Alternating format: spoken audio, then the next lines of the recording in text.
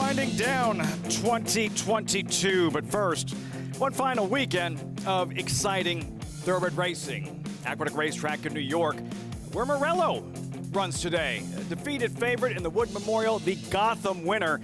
One of the headliners in the Gravesend, the feature on the Friday afternoon. And in Hot Springs, Arkansas, Oaklawn Park, lucrative allowance race highlights the program. Connie K is the 7-5 favorite in this $106,000 sprint for Arkansas breds. Serious money at Oaklawn Park, not to mention a clear path to the Kentucky Derby. Could that colt wind up at Churchill the first Saturday in May? Victory formation. Morning line favorite in the Smarty Jones on New Year's Day. Great to have you with us on America's Day at the Races. As always, brought to you in part by America's Best Racing. For the love of the race, visit americasbestracing.net today. Very warm, unseasonably warm, December 30th here in South Ozone Park, New York. Welcome everyone back to Aqueduct. I'm Lafitte Pinkai. Lots going on this final Friday of 2022. You're just in time for the late pick four here at Aqueduct. And getting back to that Gravesend, the feature today looks a lot different right now than it did this morning. A field of 12 reduced to a field of 5, including the morning line favorite, Grilly and Ben, is out. But as mentioned, the Gotham winner, Morello, is in 2-3 zone drawn inside the actual morning line favorite. That's the Gravesend coming up a little bit later on this afternoon here on America's Day at the Races. As I welcome in my co-host, New York Racing Association analyst Andy Serling. Are we starting with the Gravesend? Are we starting with Mets payroll? Like, what are we doing today? As a Dodger fan, you must be very bitter about the Mets payroll. I find it a bit ridiculous myself. The irony of a Dodger fan complaining about another team spending money. It is pretty remarkable, but it's gotten out of hand. You know, I got to say, I thought part of my contract was I didn't have to end my year working with Lafitte. Apparently, that shows how much they respect me around here. I'm stuck in a few days until Greg gets back next week, but looking forward to at least some of the racing action, if not necessarily who I'm sitting with up here. Only 2 hours. Aren't you supposed to be wearing That's a match. Aren't you supposed to be wearing a Dodgers outfit? Didn't I win a bet with you and you've never paid up on it? Yeah. You know, and I think we have proof of it too. Yeah, proof is bad. He wanted me to dress as Mr. Met. That's what he came up with. I think you should be Mr. Met at a Mets game. Now it's going way too far. 3-2 zone. Way too far. I thought I was going to get a better price on 3-2 zone. I liked him. You know, it's funny. My picks were dramatically changed by the scratches in this race. They were not? No, they really weren't. I liked 3-2 zone, and I thought the 11-7, the shipper looks like the speed towards the outside, whose name escapes me right now. Little Vic and Morello were the other two in there. But this is 3-2 zone, winning a stake, an allowance race up in Saratoga, being sound money, who had been in tremendous form for Chad Brown and Klarovich at the time. He came back, he tried the Forgo. The Forgo was probably one of the strongest races we ran the entire year. Right. They didn't have Flightline in it, and I just think he's the worst to beat. And then there's Morello. Last spring, again, he was the post-time favorite for the Wood Memorial. And on this afternoon, winning the Gotham, it's like, all right, this colt could be a legit Derby contender. This is just, must be enormously frustrating for the Connections, because this is a very good horse. Now, whether or not he was going to stretch out effectively is another question. But at the very least, they had to be thinking, well, if it doesn't pan out in the Wood towards the Derby, there's the Woody Stevens, there's the Alan Jerkins in Saratoga. And in the Wood Memorial, he had issues at the gate, sort of stumbling, and it seems to have a carryover effect on him mentally, because now 3 straight races after that, he keeps getting left. Dave Lyon, managing partner, Blue Lion Thoroughbred, owners of Morello, he says, he's like, I watch the start like this at this point, and just hope he breaks well. So that's something to watch right from the start of the Gravesend. Can Morello get out of the blocks clean this afternoon and try to close out his 3-year-old season with a victory? Along with the racing here at Aqueduct, today's schedule brought to you by Claiborne Farm. That late pick 4 coming up shortly. Starts in a few minutes. Horses in the paddock, 7 minutes out. Oaklawn races 4 through 9. Late pick 5 starts in the 5th. Plus, the nightcap from Tampa Bay Downs, all coming your way on America's Day at the Races. Though Andy might not agree, what better way to bring in the new year than watching and wagering on horse racing with us? Join today, NYRABets.com, and when you do so, use that promo code MATCH200. Earn up to a $200 deposit match after your first deposit. Bet any track, anywhere, anytime. Join now at NYRABets.com to earn your $200 deposit match. And along with that brand new account comes like free advice from one of the best in the business as we welcome in Jonathan Kinchin, I believe, joining us from Saratoga. Yes, Jonathan, I left my IFB at home, so whatever it is that you say, I'm not going to be able to hear you, but it is great to see you and welcome to the show, my friend. You're supposed to be a professional, Lafitte. I've got 3 IFBs, and the best part about it is you have no idea what I'm saying to you right now. Just pretend I'm speaking poorly about you. But I love you, buddy. It's good to see you. My best bet is coming up here in 20 minutes. It's at Oaklawn Park, race 4. What you'll see in the spring, in early winter, or late winter, excuse me, you'll see is these horses that were Triple Crown, Kentucky Oaks types, 3-year-olds, where they come back and they just always seem to be overbet. You remember their names. We heard them so much on the Kentucky Oaks Trail. You're going to see that right here in Oaklawn's 4th race. The 2-Yagiri, very talented horse. She ran in the Kentucky Oaks, hasn't been seen since then. Now she comes back off a very long layoff sprinting. She ran an 86 Buyer, was the best she ever ran in her career as a 3-year-old, with a horse to her outside, the 3, Hot and Sultry. That horse ran an 89 Buyer, and I feel like she's more of a sprinter. She's got tactical speed. She's drawn outside of the 2-Yagiri, and she's a much more attractive price. Last I looked, she was 7-2 on the board. My best bet gets started basically now, the 3, Hot and Sultry. Best of luck, JK. Best bet of the afternoon, Hot and Sultry, race 4, Oaklawn Park. To the live racing. Shall we? Field. You saw upcoming 5th race, Aqueduct, start of the late pick 4. Good race. Allowance optional claimer, fillies and mares. 1 mile, current favorite, Frost Point at 2-1. What'd you come up with here? Andy, well, there's Frost Point. I think Frost Point's the worst to beat in this race. And Missy Greer is the speed. And I think we've seen a funny racetrack where speed did so well in the last race. And we've seen horses run well on the rail. But the track has played somewhat fairly overall. And Bill Mott has tremendous numbers coming off these layoffs. This is a 5 to 9 month layoff. So it's off a 7-month layoff for this race. And he's done very well in the route races. So I think it's reasonable to expect that she'll probably run a fair race, which I thought would make her the horse to beat. We'll show a race of hers 3 races back, Lafitte, and in this race, Primacy was able to get away with an extraordinarily slow pace. And I think Frost Point ran her winning race in here, which was compromised by the lack of pace in here and a very astute ride by Eric Cancel on Primacy that day. She met some tough foes in her subsequent starts, and she ran well enough. Now, Missy Greer might wire her in today's field. She obviously has a chance. I feel like Missy Greer has had her day. And I think Ice Princess, the horse right on her outside flank, Ice Princess of a private purchase switching to Linda Rice. I think she's a real threat as well. And I picked Ice Princess on top. But I do think Frost Point's probably the horse to beat. The 9 horse is the horse at a big price right now. You might want to look at toned up. I don't know why that horse is such a huge price. So you're thinking Linda Rice can get Ice Princess going again? Been a little while since her last win. I agree, but she's had a lot of excuses. Now maybe she's a horse that makes her own excuses. I think the cut back to the 1-turn mile is going to help her chances here. Linda Rice, big meat. Andy's top selection, Ice Princess, 5-1, post parade.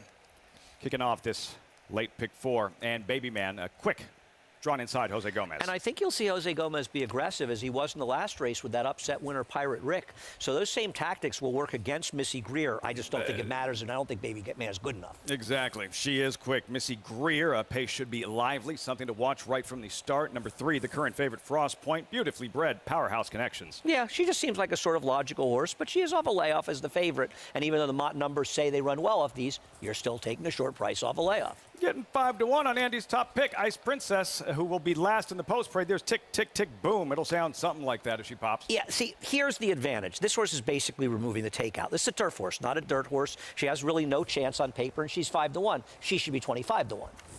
It's Cold into Hair is 25-1.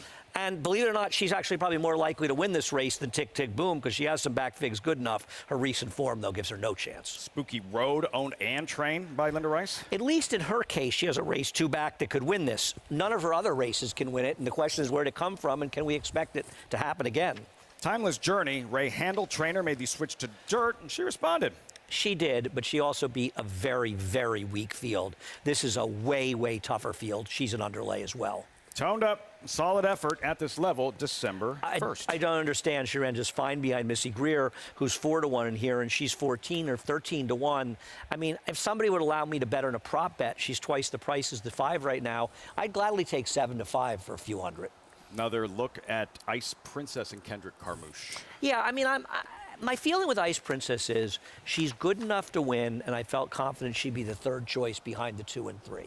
And I'm not necessarily going to pick, and I don't pick, the horse I think is the likeliest winner, but I'm looking for trying to get some kind of value. And I think at this price, she's a fair price. She's kept good company. She's run fast enough to be competitive. No question. She has created problems for herself, getting left in different races and different situations, but her good races are good enough to win here. And at 9-2, 4-1 to 5-1, that range, I think she's very bettable, though I am very scared of the horse inside of her, the favorite. If Missy Greer should wire the field, I'm going to lose. And I really think that Baby Man is going to get an aggressive ride. I think that Jose Gomez maybe looks like he did some thinking in the time off because he's been struggling. He's riding at 5% and he's getting live mounts from his agent.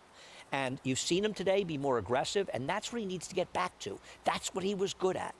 Watch him early on. Baby Man, how quick is she from the inside? Missy Greer, the speed drawn inside. Late pick 5, coming up, pick 4.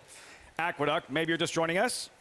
Feel like wagering, don't have past performances? Equibase has you covered. Follow along and get all the stats. Today's horses, the trainers, jockeys, and today's races with Equibase past performances. Visit NYRA.com/TV schedule to download your free PPs on all the races on today's show. So we welcome in Aqueduct's all-time leading jockey, Richie Migliori. Trackside Richie, welcome to the show. What are you noticing in this warm-up from these fillies and mares as we have reached post time? Just a real solid looking group, Lafitte. And we'll start with the 2, Missy Greer, who just looks very sharp. And I think she will be in front. And I think that's an advantage today. I think you want to be inside, and speed has looked good. Track seems pretty glib. And I really like what I see from her. She'll be my top selection. The 3, Frost Point, looks fabulous coming off the layoff for Hall of Famer Bill Mott. Nothing to knock on her as the favorite. She certainly looks formidable. I will talk about a horse, though, that I really think is just kind of gotten better, and that's the 8 horse, now trained by Ray Handel, Timeless Journey with Dylan Davis.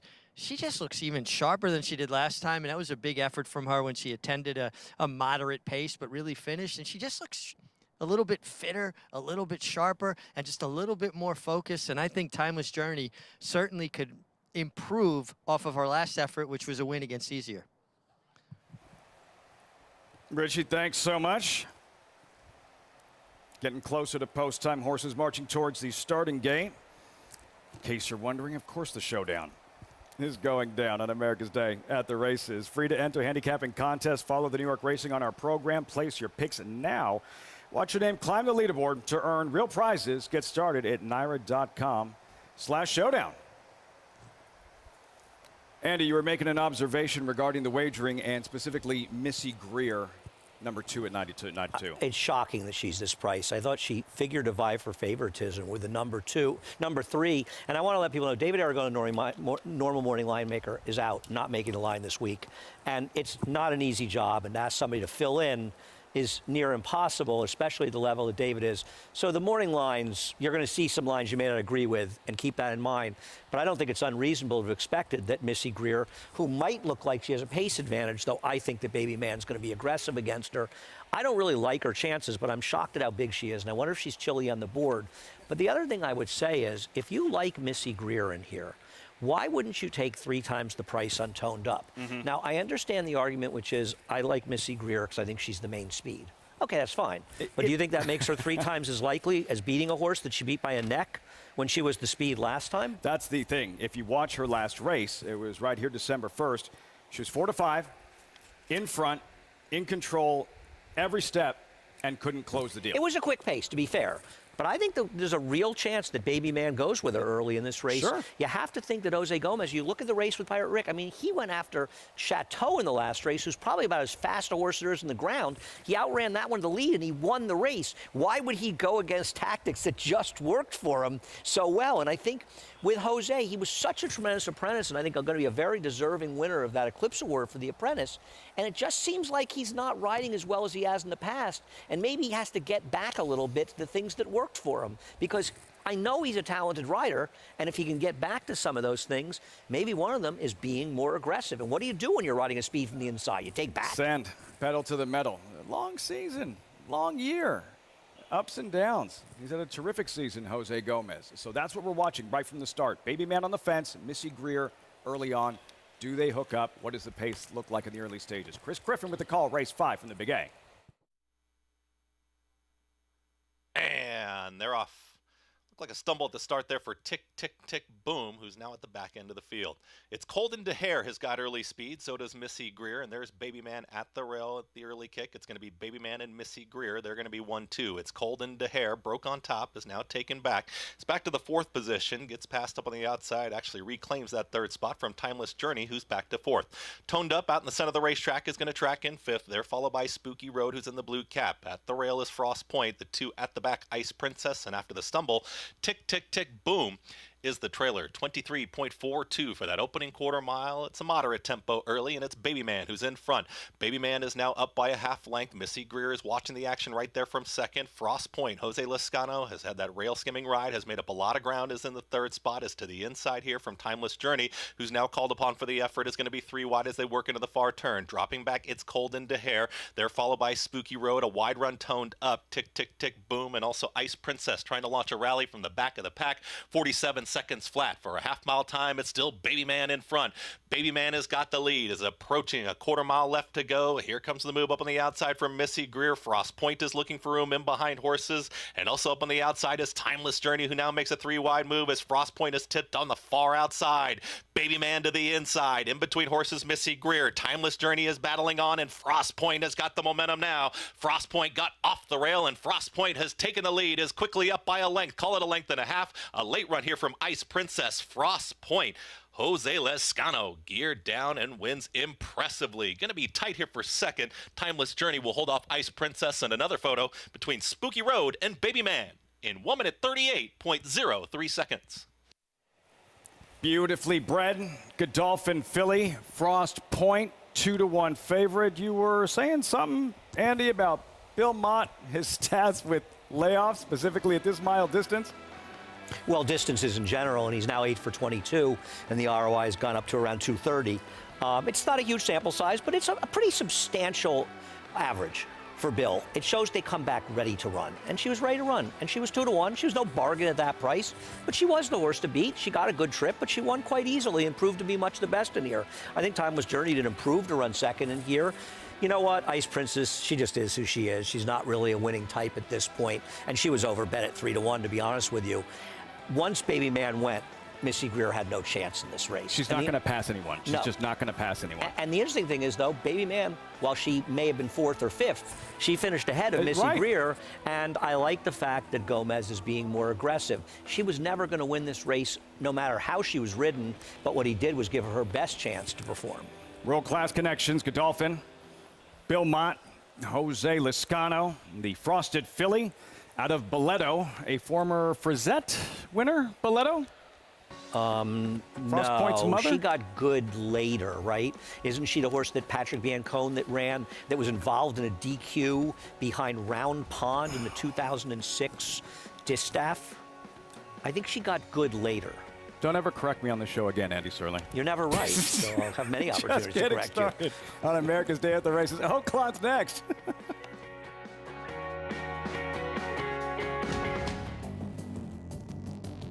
Whether it's Division I or Grade 1, top athletes have certain traits in common. Speed, strength, class, versatility, and most of all, willpower. Claiborne Farm Stallion, War of Will, was a Grade 1 winner on both dirt and turf. Now, his first foals are taking the field.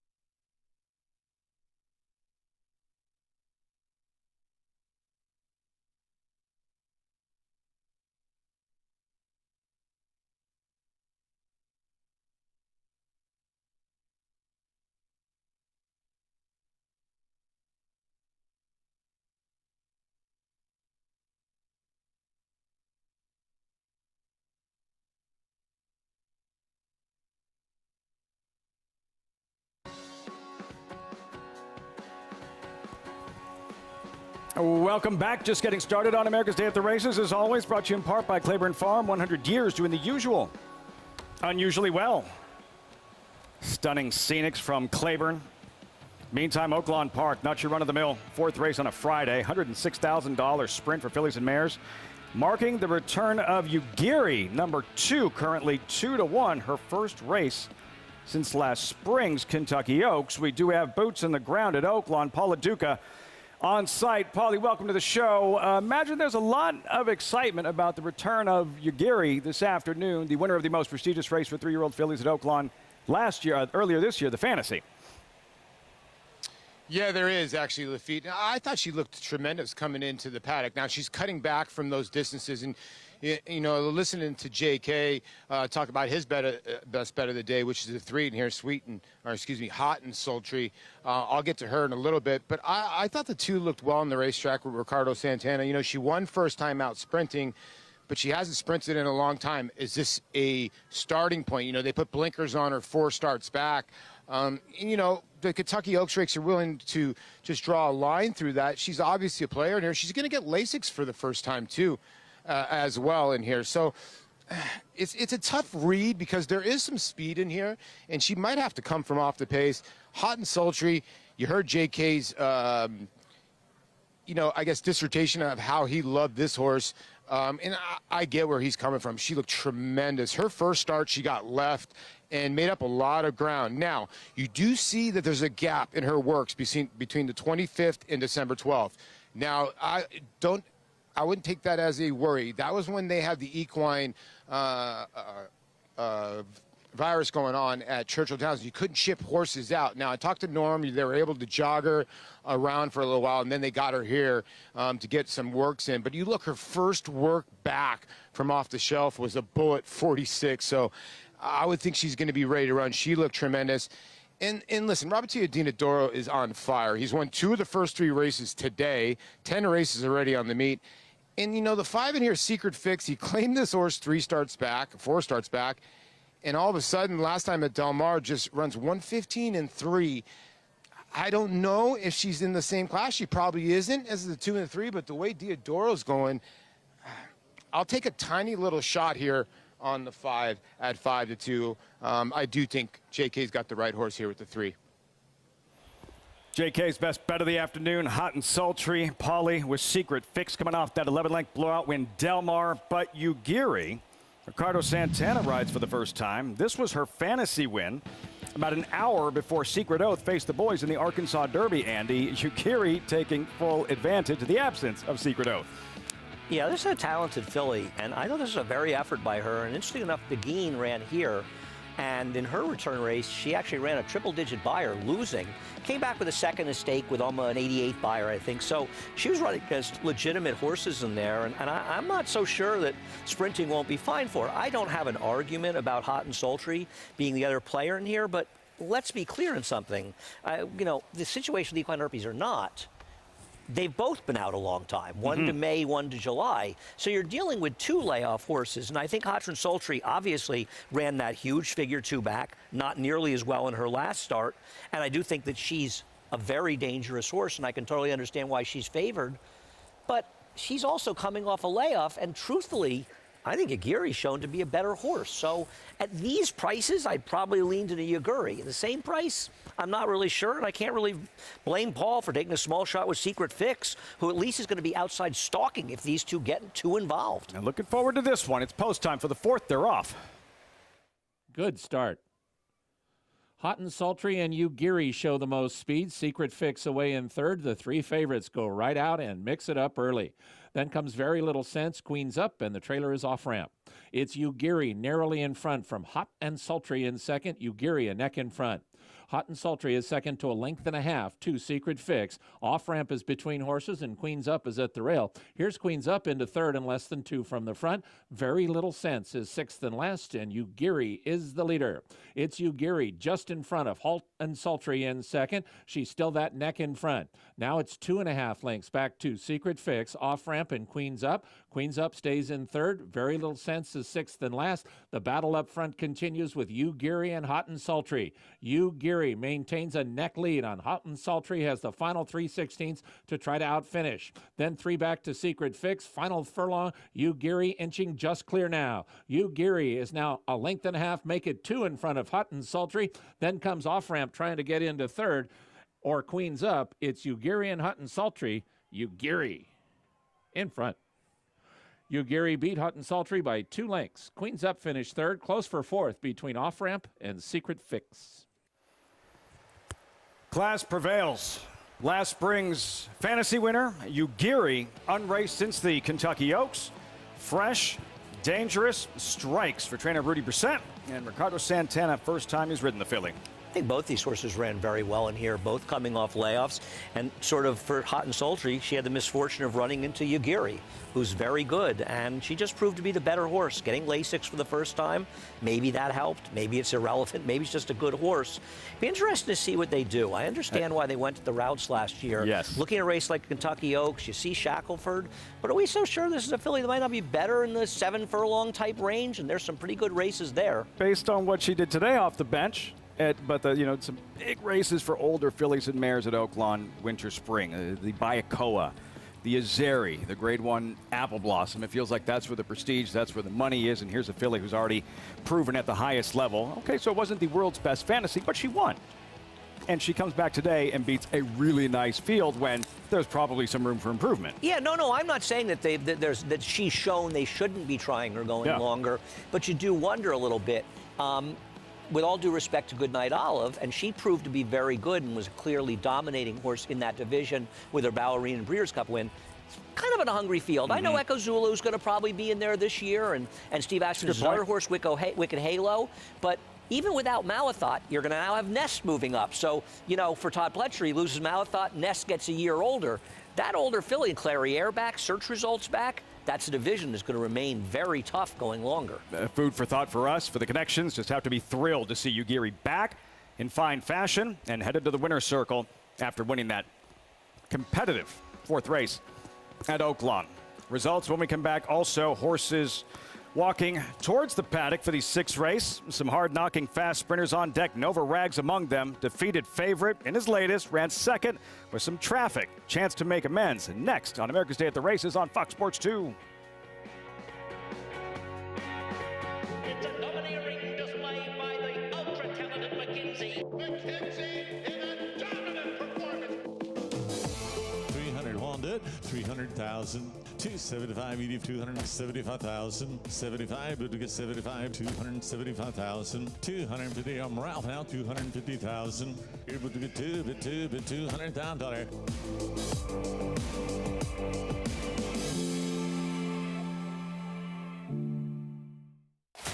Who are you betting on? How about an app created specifically for horse racing? Naira Bets. We specialize in thundering hooves, fist pumping, and boosting your bankroll with robust weekly promotions. And offer betting tips from actual horse racing experts. Bet all day and night, nationwide. Get the action and thrill of horse racing with Naira Bets. Accelerate, a 5-time Grade 1 winner with over $6 million in earnings. In 2018 alone, he won the Santa Anita Handicap, the Gold Cup, the Pacific Classic by a record-setting 12.5 lengths, the Awesome Again, and bested a world-class field in the Breeders' Cup Classic. A grandson of legendary Lanes End stallion Smart Strike, Accelerate stands to continue his grandsire's legacy at Lanes End.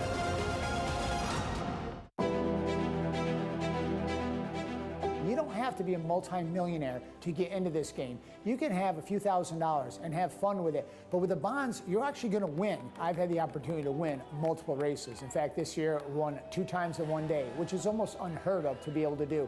This is going to happen with them. You will get into the winner's circle in Saratoga. You will walk that horse in, and you will stand there, look at the crowd, and the bonds will take you there and get you into that winner's circle. And it won't cost you a lot of money.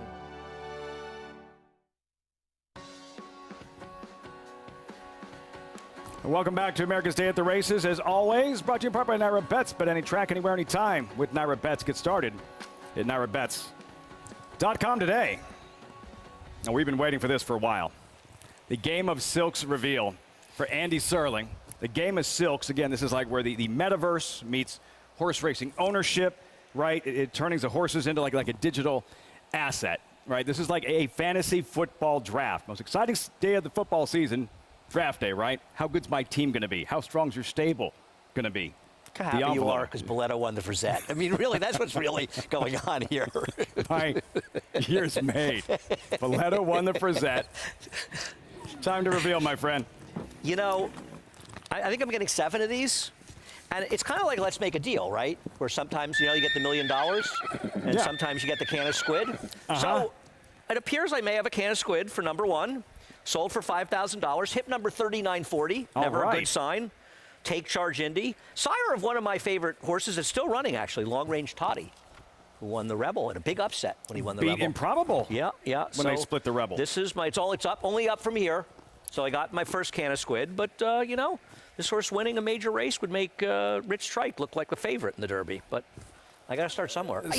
All kidding aside, I'm excited about this game. I actually think it's an incredibly cool game. Because what I like about it is it actually is a very interesting mirror towards ownership, and obviously a much more palatable level. And if your horse does anything, you do get paid. Yeah. It's not as though you're not going to reap any benefits from it. And I think it gives an opportunity, and you can just tell right there, that majestic filly that got 5,000. Andy Serling. I was the underbidder, actually, at 4,500, so I'm pretty excited to have gotten her in today's show. But you get to really mirror the ownership experience, and it's something that most of us as players don't get. I have friends who are involved, so at times I get a little bit of knowledge from it. But I think, in watching the horses, see if they sell as 2-year-olds and different things, see as they go along, it's a really great way to learn about owning horses, but also participate. And you're participating with the horse. You're getting paid if this horse does well. You're getting 1% of the earnings. So if you get a horse that makes $1 million, that's $10,000. It's the data. Right, like the NFT likeness of a racehorse. It's digital asset. I thought the interview with Richie and Greg Wolf were discussing with Troy Levy, the vice president, co-founder of Game of Silks. I was surprised when he was asked about the technology. He's like, no, that was kind of like the easy part. And the enthusiasm is starting to build around this. Like I said, for what fantasy, not to get too far ahead of ourselves, fantasy football is a monster. What fantasy football did for football fans. You're not just watching your team on Sunday. Baseball as well, rotisserie. This has that kind of potential, and the excitement that you just experienced finding out who your first-round draft pick was. Yeah, I know. Obviously, I don't think I'm going to be winning the Derby or the Kentucky Oaks with a $5,000 filly, but that's not relevant. You're going to get some good ones. You may get some good ones. But I think getting involved and having some sort of feeling where it's like to be involved in the game is really important. And the thing to me and I looked at this thing when I first heard it, David Rourke told me about it a while ago, and knowing me, my initial inclination to say, well, this is going to suck. And then he started talking about it, and I thought, you know what? This actually, as much as it pains me to say, this is kind of cool. Did you think that or say that this is going to kind of suck? Oh, no, I would tell Dave. I'm happy to insult Dave at any possible opportunity. No, I was surprised, and the more it's gone on, the more positive things I have to say about it. I think it's really an interesting thing, and I'm looking forward to getting involved. And I'm looking forward to the whole team being involved as well, because I think for us, it's going to be hard to have good ones. But if 1 or 2 of us get some horses that can run a little bit, that's going to be really cool. Make sure and check it out. This 3D interactive website, Game of Silks. Down to Richie in the paddock as the horses have arrived for this 6 races, 7 minutes out. Richie. I like the referral to a can of squid. I got a $3,500 flame away. I'd be interested to see who does better. Andy, getting back to the horses here, the 4 Silly K, or Key, excuse me. He looks terrific. He's really just carries his weight so well, this horse, and that's just an overall sign of good health. I mean, he really making a nice impression here. The 7 Maras. I watched this horse in the paddock in Saratoga. He ran well that day. He tired late. He looks like a much fitter horse today. He's a standout here in the paddock, really making a nice impression. The 7 Maras coming in off a very strong work tab. And then the 8 Nova Rags. He looks fantastic again for Hall of Fame conditioner. Bill Mott comes off a tough trip last time, and it looks like he bounced out of that effort in good order, and he very well could have already won this condition. Another horse. Those are the 3, at least from a physical perspective here in the paddock, I've been making the nicest impression. Richie, thanks so much. Nova Rags currently 3-2, and this was let's go back to November 12th, right here. Nova Rags from the very start. Andy, how much did Trip cost him? How much did racing luck cost Nova Rags? Racing luck's good. You know what the bad luck for Nova Rags was? Drawing the inside. Because I think it's easy at your first instinct to blame Junior Alvarado, but he was aggressive out of the gate. The problem is, this is not a speed-type horse, and there was a significant speed was outside. And when you draw inside, it becomes so easy to get shuffled back the way this horse did. And I think at first my inclination was to think Junior kind of blew it.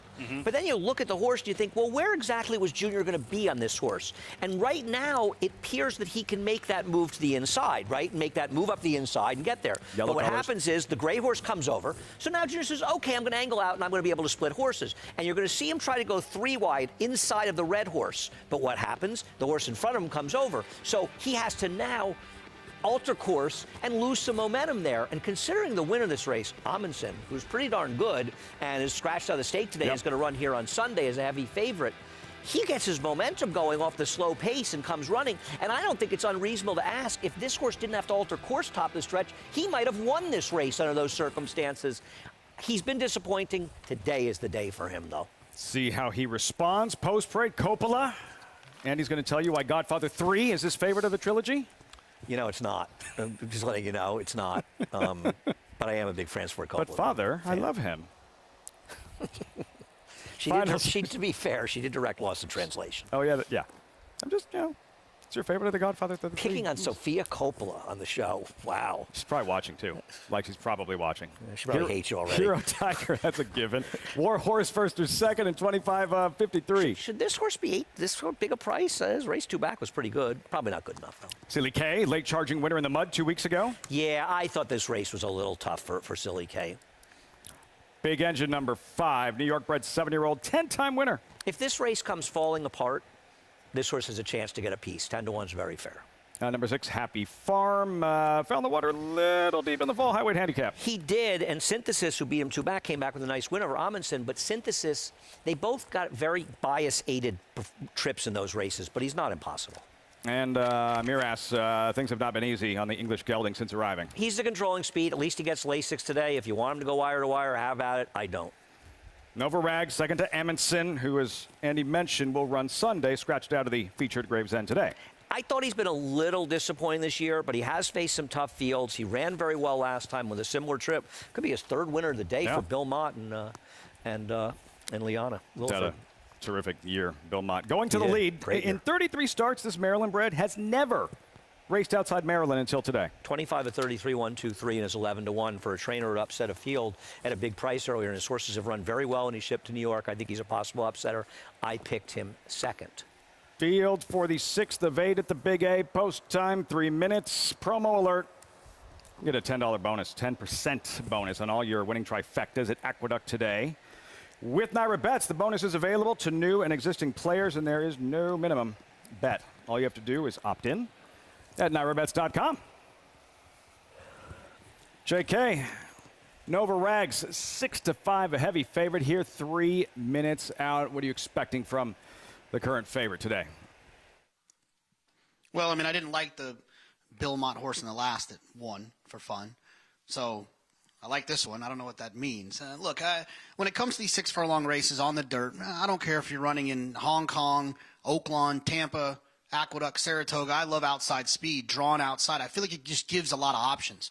And if you watch enough races, you'll realize that horses that have speed, that are drawn towards the inside, they're always getting pressure to their outside. And it always feels when they turn for home and there's 2 of them looking in the eye, the one to the outside always feels like they have that extra push. I just think it's a more comfortable trip. Nova Rags in the last 2 starts, one at Saratoga, last time at Aqueduct, has just run some really nice races. If you look at the one at Saratoga, got a little bit tired late against Baby Yoda, who's turned out to be a pretty darn nice horse. This horse ran extremely well to about the 6-furlong point and then just got a little bit tired, Nova Rags. And I think the cut back to 6 is going to help quite a bit. And you saw that November 12th when they ran at Aqueduct, ran much better, ran extremely well that day. Had some traffic in that race. It got a really good speed figure. Remember, speed figures, the higher the better, like a quarterback rating. I stole that from one of the guys sitting on that set who probably can't hear me now. But, Richie, I have a feeling when you were riding, you loved a little bit of tactical speed drawn towards the outside. Oh, absolutely, Jonathan, especially if you can get in a position where you're controlling the race. Come out running, put guys in to the inside of you in a little bit of an uncomfortable position within the boundaries of the rules. And part of being a jockey is jockeying for position. You want to make guys have to make decisions. You don't want life to be easy on your rivals. And I think the outside position gives you that opportunity. I just want to talk about two horses here. First, starting with the 6 Happy Farm, 8-year-old son of Ghost Sapper. Really didn't catch my eye on the paddock. Loved what I saw from him in the warm-up. Really made a nice impression. And out of 36 starts, he's 24 times first or second, 12 wins, 12 seconds. You got to respect a horse that shows up every time. I like my horses like I like my people, honest and hardworking. And my top selection is going to be the 7 Maras. He looks like a fitter horse to me. I loved his energy. I loved his focus. He gets Lasix for the first time. I asked his conditioner, Chad Summers, if those fast works on the Belmont Park training track was with Lasix. He said yes. I think that could hold the key here, guys. For me, at 4-1, I'll take a swing with the 7 Maras. Doesn't have to deal with elite power. Hopefully some better luck at the start. Mraz at a price as they file into the gate. Andy, any final thoughts aside from who won the 2004 Frizette? It's funny thinking about it. She was involved in a DQ in the 2006 distaff with a horse trained by Patrick Biancone. That's why I was confused, but I would not have gotten her with the Frizette. You were right. You won this round, but the next 14 are clearly going to the champ. Mic drop. Walk Mr. off. Mr. Met. See y'all in 2023. Yeah, keep joking, Mr. Met. Keep joking. Filing into the gate for the 6th, Chris Griffin. We're going to catch up with Chris Griffin a little bit later on in the show, the new voice of racing here at Aqueduct. Post time for the 6th. Here is Chris Griffin with the call. To the lead up on the outside. All in line. All set.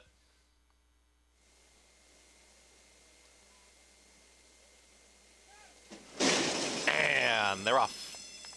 Speed to the inside from Final Shot is right up there with the early pace. Maras up on the outside, and Maras will put a neck in front. Final Shot wanted to get to the lead, couldn't get there. Gets real tight there as Coppola is trying to move through at the rail. Shuffled back was Final Shot, who's back to 3rd. Then comes Nova Rags up on the far outside, is going to the lead. He's going to be in 5th. To the inside of that rival comes Happy Farm. Towards the tail end of the field is Silly Key, who's now 6 off the lead. The 2 trailers, Hero Tiger and Big Engine. No turning back, but in hand it's Maras, and Maras is doing it nicely so far. 22.18 for a pumped up opening quarter mile, but is 4.5 lengths in front.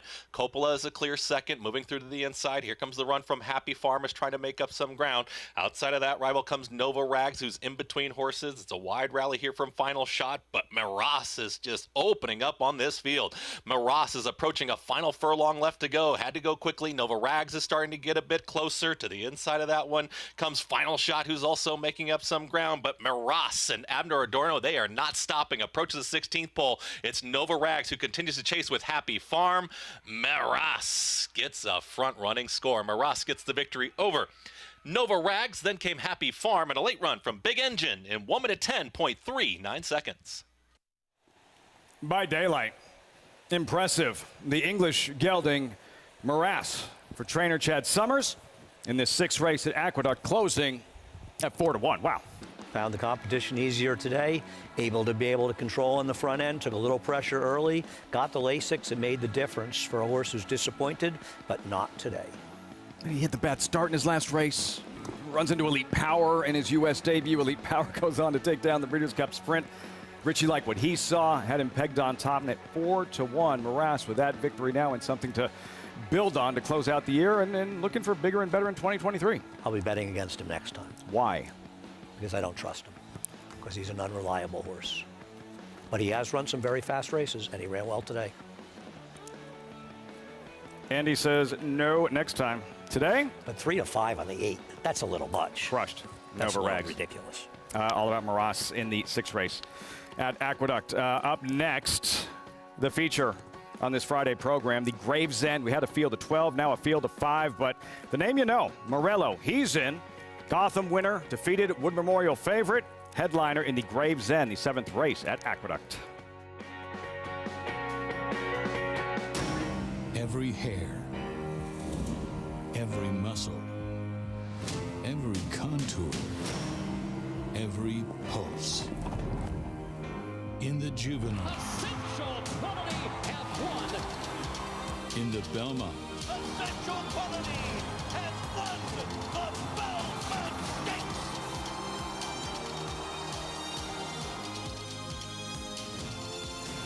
Well named.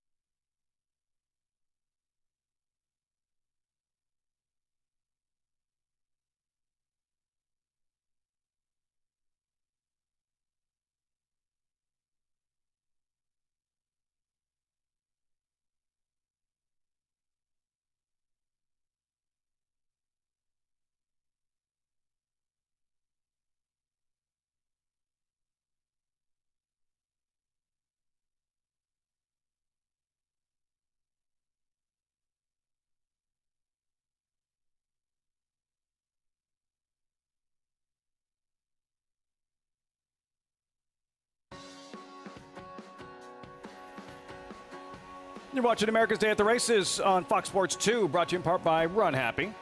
#1 second crop sire of last year by Dirt Earnings. Live look, Oaklawn Park, Hot Springs, Arkansas.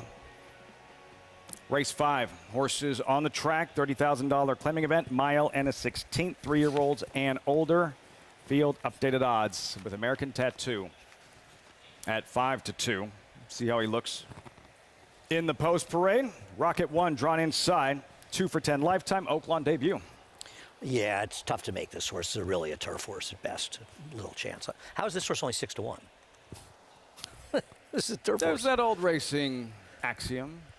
The horse is better on grass if they're going to handle a main track. It's going to be when it's wet. Yeah. Maybe there's some of that going on. I know you don't I know. buy into it. I'm That's saying some do. moronic. It never really works, except when it does and somebody brings it up, and then 830 times it loses. They don't mention it. I know. At least you respect the opinion. racing crap in the pantheon of racetrack garbage. Turfy Code and David Cabrera. Hasn't run since October at Keeneland. I didn't really like this horse, who doesn't have any early speed.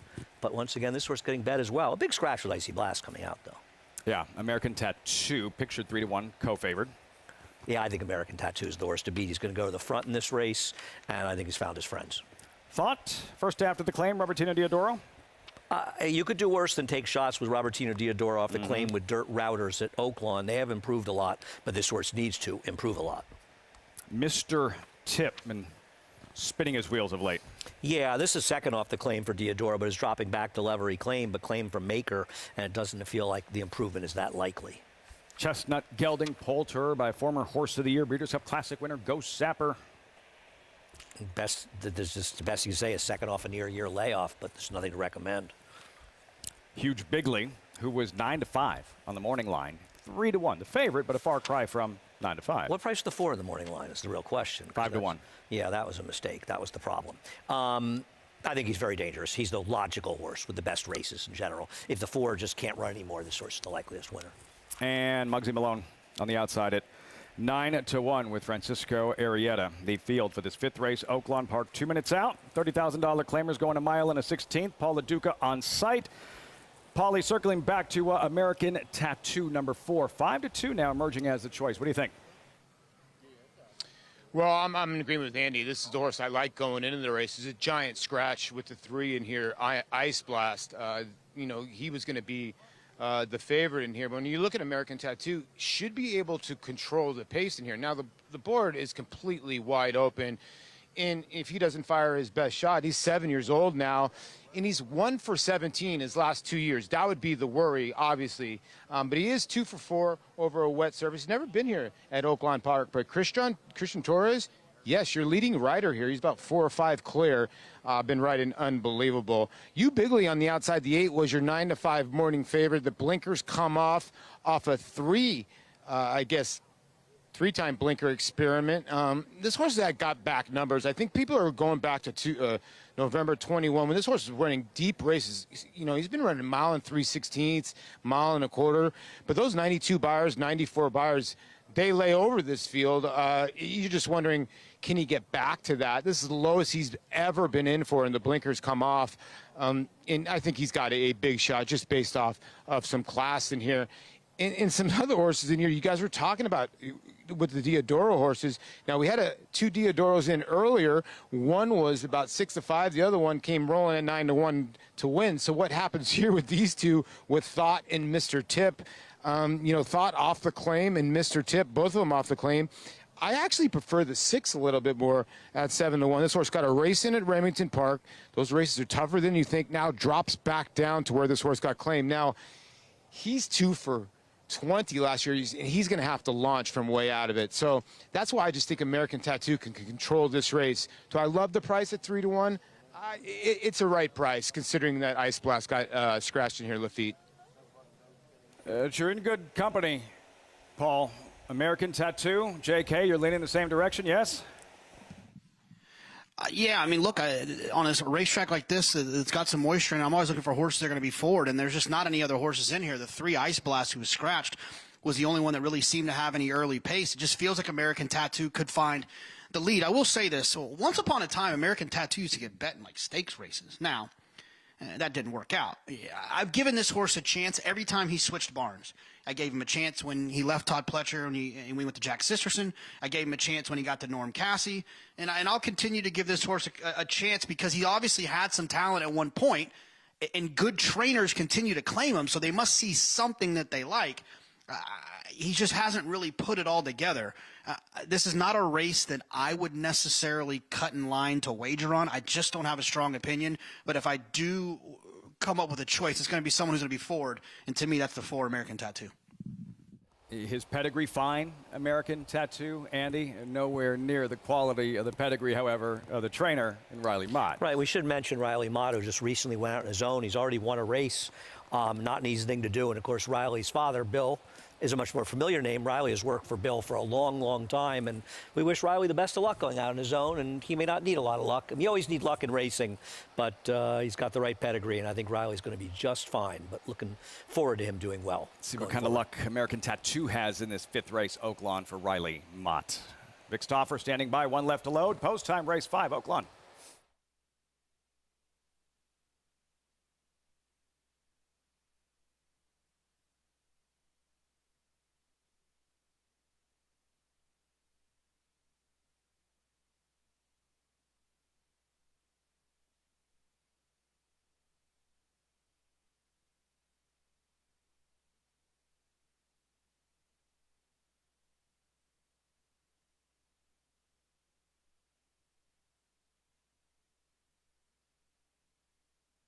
Still working with Muggsy Malone.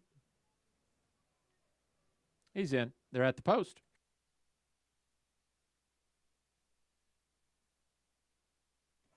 They're off. Good start for a Thought and American Tattoo. Poulterer is close up. Huge Bigley is asked for speed by Tyler Bays, but can do no better than 4th early. Muggsy Malone is next, then Derby Code and Mr. Tip, and the trailer is Rocket One. It's Thought to the backstretch. He's a length and a half in front of Poulterer to the outside in second. American Tattoo tucks in at the rail third, and about a length and a half from the front. Then comes Muggsy Malone. Huge Bigley is 5th now, and he's about 4 from the lead. Then it's a big gap of 5 or 6 lengths back to the 3 trailers, Rocket One, Derby Code, and Mr. Tip. Up the backstretch, and it's still Thought in front, trying to give Diodoro his 3rd on the day, and Thought leads by just over a length from Poulterer in second. Muggsy Malone and American Tattoo are right together, 3rd and 4th. They're 2.5 off the lead. Huge Bigley is dropping back. He was never happy today. Huge Bigley has dropped passed by Rocket One, then 3 back to Derby Code and Mr. Tip. They round the far turn, and here comes Poulterer to put his head in front. Poulterer and Thought, they will match strides. American Tattoo races in third, 2.5 off the lead. American One continues to advance fourth. He's now 4 off the front. Then Huge Bigley at the rail. It's Poulterer and Thought at the top of the stretch, and it looks like it might just be these two. Poulterer outside, Thought out in at the rail. Derby Code is catching the eye now, and here comes Derby Code. He's running up into fourth, but Thought has turned away Poulterer, and Thought is now 3 lengths in front. Rocket One, Poulterer at the American Tattoo, and Mr. Tip are all chasing, but it's Thought in front. Here's Huge Bigley back into second. It is Thought in front. 3 wins for Robertino Diodoro. Thought beat Huge Bigley. Rocket One was third, and Derby Code finished fourth. Diodoro has it working at Oaklawn Park. Is Stauffer reference, third win of the afternoon, first after the claim. Thought at a price at Oaklawn. Once American Tattoo didn't make the lead, his chances went to 0. He can't possibly win this race rating.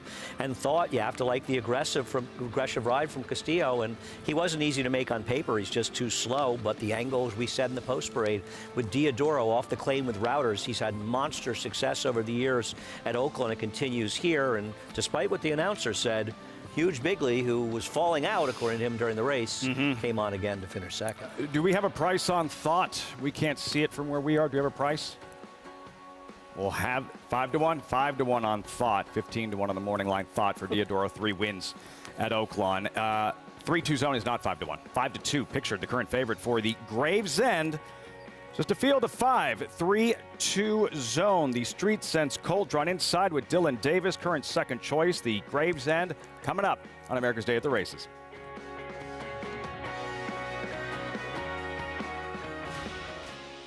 The Run Happies are hot, hot, hot with his 2-year-olds burning up the track.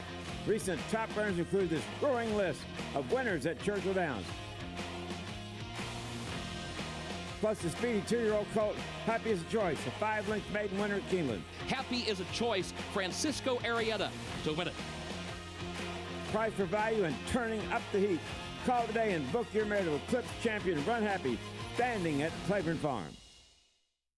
It's America's original sport, and no one covers it better than America'sBestRacing.net. From the sport to the lifestyle, the best races, horses, and destination venues, cocktails, gambling, fashion, and more. America'sBestRacing.net is a sport for you. Live it, love it, bet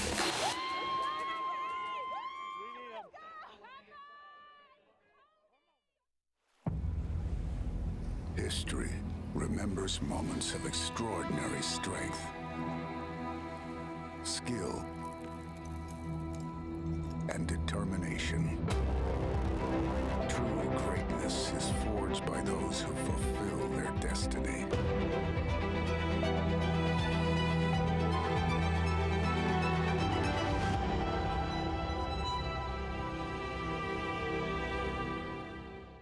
Racetrack Television Network brings you every race, from every track, on every screen, every day. With monthly packages starting as low as $5, RTN gives you great value and access to more live HD streaming and race replays than anyone. Visit RTN.tv today to sign up and watch on almost any device, including Roku and Amazon Fire. RTN has packages that start at $5 per month.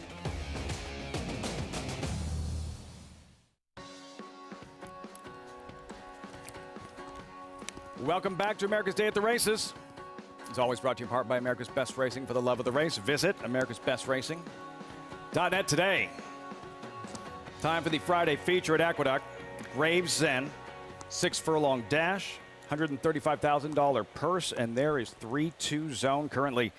5-2. The best news, he doesn't have to lock up with the likes of Cody's Wish as he did in his most recent at Saratoga in the Forego, but prior, Andy, and the reason he was in the Forego, the strength of this win early on in the meet last summer at Saratoga. Yeah, it's a very nice win over the heavy favorite Sound Money, who had been in very, very strong form for trainer Chad Brown. It's a very good effort, and I don't blame Ray for taking a shot with him. And Ray's really had a breakout year. Terrific 2022, looking to carry it forward. This horse has run some fast races. I think he just makes a ton of sense in here. And to be honest with you, I don't think Morello is the horse he has to be most worried about. Really? Because I think he has to worry more about the speed of the 11 Little Vic.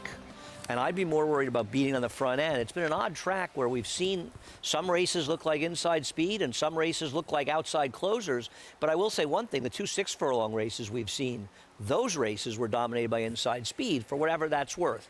And the 11 is supposed to clear off from the 2 here, the long shot Bezos. Coming off a sharp win at Laurel from off the pace, Little Vic. Richie only getting paid for half this Paddock report, given that more than half the field is defected from the Gravesend. What are you seeing? And I'm going to give you more than half the field here. We're going to start with the 1-3-2 zone standout. Absolute standout in the paddock from a physical perspective. He's going to have to work out a trip from the inside, but he's quick enough to get position. Dylan Davis rides his best when he's aggressive. He's been more aggressive lately. I feel like he's back in his form. Sometimes, riders go through little lulls. They get a little bit tired, a little bit run down. They're just not as sharp. Just like horses, equine athletes and human athletes sometimes got to work their way through things. I think Dylan's riding well. And from the inside 3-2 zone, the way he looks physically, I think it's going to be very tough to beat. The 3 drafted deep closer. I'm just really impressed with how this horse has held his form and his physical form all year.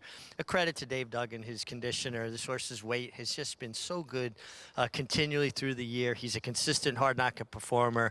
Love the way he looks. Don't think he gets a lot of help from a pace standpoint. I could be wrong about that. The 7 Morello is making a nice impression. He's had gait problems. He really can't afford to stub his toe leaving there. If he can break cleanly from a physical perspective, he looks good. And even more so, Steve Asmussen's assistant trainer, Toby Sheets, from a physical perspective, looks awfully good, dressed to the nines. Maybe that's a tell, guys. And I've always got a soft spot for the Gravesend because that's the neighborhood I grew up in Brooklyn, about 9 miles from here. Having won the Gravesend, Richie, and for this one of the final stakes races, winding down 2022, a big field now reduced to a field of 5, and Morello, who is 3-2. That was his trainer, Toby Sheets, that a lot of people may not be familiar with. Toby is the trainer for Steve Aspen in New York. He handles the circuit for him all year round. And the reality is, while Steve Aspen's name is on the list, as Steve even said, as they were getting closer to the Wood Memorial, this is sort of Toby's horse. I mean, I'm paraphrasing, but Toby is responsible for the training of this horse. And I'm sure the frustrations with him getting left are enormous for him because he knows how talented he could be. And I think Toby deserves a lot of credit for how good he was early in his career. And sometimes psychologically, horses, you talk to trainers and they'll say, the horse had an injury, he's fine or she's fine, but she just never got over it psychologically and just can't really run well anymore. It just seems like he can't get out of the gate anymore. It's almost like the yips. All eyes on Morello right from the start. Post-parade for the Gravesend. There's 3-2 zone at 2-1. I just think he's a very logical horse in this race, and I think the public will see it that way as well by post time. Bezos, 10-1. He's quick. What I like is he's improved since they've been aggressive with him, but this is a tough spot. Drafted, does his best running from off the pace. Like Richie, I'm a big Dave Duggan fan, and I see he got those horses from Rick Schosberg, who recently is retiring at the end of the year, and hope that works well for him. But as Richie said, he may not get a lot of help up front. Morello, 8-5 on the Gotham winner. It is scary to see how the start is, but if he breaks cleanly, he could be very tough to beat. I'd love to see him get back to that good form, even though he will beat me. Little Vic arrives with momentum. The City of Laurel winner from, again, off the pace at Laurel Park. He's got to transfer that form to New York for a trainer who has had limited success, 1 for 11 over the last 5 years in New York with just that one winner, the only one that hit the board. But he looks like he could be the controlling speed, and he comes near in raging form, and I don't think he should be discounted at all as a likely third choice. Yeah, you have to appreciate the versatility, and this was that City of Laurel victory late November at Laurel Park. Nice and relaxed from off the pace, waited for his cue, and accelerated nicely a second straight win. Little Vic is improving. No, I agree. He really is. And he has the outside post, so he can stalk if the 2 is wildly aggressive, though he's faster than that horse. And if he just gets in front in here, he could be very tough to beat. I think Little Vic is a horse coming in here just in terrific form, and his speed presents a problem for his rivals. In terms of pace, how do you see things unfolding early on with the field of 5, with Little Vic being the quickest? How much of a cushion do you think he can build if ridden aggressively enough? That's a good question. I think he can be reasonably in front of horses like the 1-3-2 zone. He's much faster than that horse is, and obviously depending on Morello, but these are much quicker horses. Oddly enough, the smaller field maybe helps the closers. It tends to bring the fields together, and I would think the rider does not want to allow this field to get too close. I would think he wants to have that advantage over the 1-3-2 zone. We'll see what it plays out. I don't think we'll see the kind of paces. We saw 21.9 change, or 21-4 somewhere midway for the Pirate horse that wired the field, and 22.18 for the prior winner, Maras. I don't think you're going to see that kind of fraction here. I think you'll be more likely to see 22-4 in this race. 3-2 zone, who you saw, Richie and Andy's top selection. JK, you're going with Little Vic from the outside and the speed he brings to the party. Yeah, I love that speed in these types of races. I like the draw for this horse. The other thing I'll note about Little Vic, if you look at the race 2 back at Delaware, 3 horses have come back and win out of that race. Now, we call that a key race, where it kind of shows how productive a race can be. I think there's kind of a next level way to look at key races, where you look to see how horses run from a speed figure standpoint outside of that race, whether the figure was fast enough, slower, should have been slower. But I will say that it's still a good base to understand, especially when a horse is coming up in class or running in a stake now, how good a lower level race was. And that one, having 3 winners out of it, gives me a lot of confidence that it was. The other equalizer, and I know Andy can elaborate on this, is speed figures. The higher the better. Speed figures are a way to they were created to allow us to compare different distances at different racetracks and kind of normalize that onto one number. Little Vic fits in this race from a speed figure standpoint. On the ascend, Little Vic, now the 2-1 second choice, along with 3 2-1s. And the man who will be calling the action, the Gravesend, Chris Griffin, the new voice of racing here at Aqueduct. He started yesterday. First full weekend here at the Big A, calling the races. Chris Griffin joining us on the show. Chris, we only have a couple of minutes. We don't want to get in the way of calling the stakes race coming up here shortly. Congratulations on the new job. What was your first reaction when you learned that you were going to be calling the races on a full-time basis here at Aqueduct in New York? Hey, Lafitte and Andy, good to be with both of you. Yeah, it's a dream come true. I mean, I've always loved New York. I've always had a passion for being on the East Coast, being a West Coast kid and growing up out there. But getting the opportunity to be here in a legendary booth and follow some legendary announcers, and big shout out to John Embriol, who I guess I'll be hitting leadoff for. I'm excited for it. It's a great opportunity, and just happy to be here with Naira and ready to get things rocking and rolling. I'm excited for it. Got a nice stakes race coming up. Some scratches in here, but still should be a nice race. I just want to know, Chris, is the announcer's booth at Aqueduct the best viewing booth of any racetrack you've ever been to? Best view? Is that what you said? Yeah, it's a great view up there, right? I mean, it's probably an ideal spot to call the races from. No? Yeah, it's a wonderful spot. It's a great location. The sight lines are really good from where my vantage point is. I could see everything a bit clearly. We get a little bit of the sun setting a little bit earlier, just as we're getting into the winter time, as we wrap up the fall meet and get into the winter. But should be just fine. Should be able to handle it and progress and grow and be able to grow into this role here at Aqueduct, and looking forward to the bettors and the fans enjoying the racing action. Looks like the horses are approaching the gate, so I don't know how quickly I need to jump out of here, but I'm honored to be here. We'll let you go. Have a great call. Congratulations. Thanks so much for the time. Look forward to seeing some more of those dancing TikTok videos, Chris. We'll ease into that, but looking forward to it, guys. Chris Griffin, the new voice of racing here at Aqueduct, getting ready to call the Gravesend. Who do you think is less likely to be involved in TikTok, you or I? I can't spell TikTok. Yeah, they made me do a couple in Saratoga. I was not happy. You want to open a TikTok account with you and I? I don't. We can call it like at Boletto. No, I don't. No? I don't. I'm just learning to handle Twitter. Chris Griffin getting ready to call this Gravesend. 7-5. Wow. As they move into line. Morello, again, keep your eye on Morello. The key is the break. Can he get away clean? Stumbling's been an issue. We'll see how he breaks at the start of this Gravesend. Morello currently 2-1. 3-2 zone, drawn inside the favorite. Chris Griffin with the call. Post time for the Gravesend live from Aqueduct.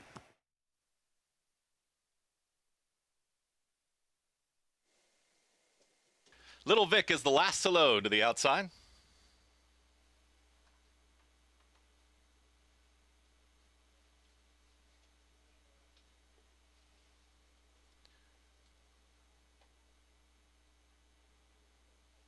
Little Vic. Now goes in. All in line. All set for the Gravesend.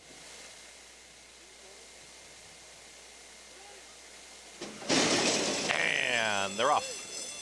Little Vic has got early speed from the outside, and there's Bezos. Bezos in the green cap has now put a half length in front of Little Vic, who's going to stalk from second. Off a step slow was Morello, but has now moved to the outside. Is going to be 3-4 wide here as Jose Lozcano is out in the center of the racetrack in third. Then comes 3-2 zone, and the early trailer is Drafted. They approach 4 furlongs left to go here in the Gravesend, and Bezos, the big long shot, is the target. It's Bezos who will take him into the far turn, went 22.58 for the opening quarter mile. Here's Little Vic engaging right there from second, and Morello is in hand, progressing 3 wide from third. 3-2 zone is trying to pick it up from fourth with Dylan Davis, and Drafted starts to move closer, is within 5 lengths of the leaders. Bezos is still in front. It is Bezos who approaches a quarter mile left to go, still with a neck in front. Little Vic is losing ground in between horses, and Morello is trying to launch a rally down the center of the racetrack. Bezos is still there. Morello is bounding up on the outside, is getting closer now with a final furlong left to go. Drafted has emerged as a danger on the grandstand side. Little Vic is back for more. Now 4 across the racetrack is trying to join him as Drafted. Little Vic is back in front in between horses. Morello Drafted in the final stages. Little Vic trying to hang on. Photo finish. A tight photo there between a very game Little Vic and Drafted. It's a photo in the Gravesend. Photo in the Gravesend, thriller in the Gravesend. Did Little Vic hold on? Did Drafted pick him off in the shadow of the wire? It's very, very tough to see because while the 11 seemed to be getting him, there was that bob at the wire, and that's always the toughest one to call without the slow-mo. Hopefully we'll get that up on our screen. Here we go. Let's see what's going on here.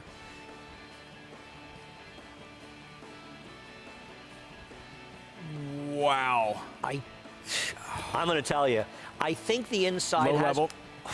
Yeah, I think the inside got him. I think Little Vic just held on. That is so close, over Andy. It's a funny race because obviously the one thing that was clear, the one was never running a step in here. That horse was just never ran a step. 3-2 zone. Morello moved up, even though he got left and got right in the game, and those like he was going to win for fun. Yeah. Then you saw Drafted coming. Little Vic had already been usurped. He was neither catching the pace setter, and he had gotten passed by. And I'm going to tell you, that is as close as it gets. It's either 11 or a dead heat. It's not the 3 solo would be I would say that. I'd be very surprised if the 3 won the solo. I think the 11 of the dead. Well, wrong again.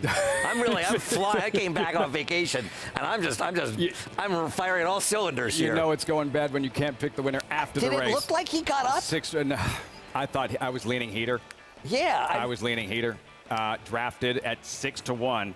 You saw Bezos finally throw in the towel. Morello, the yips, again, a sluggish start that cost him in between horses. He loaded.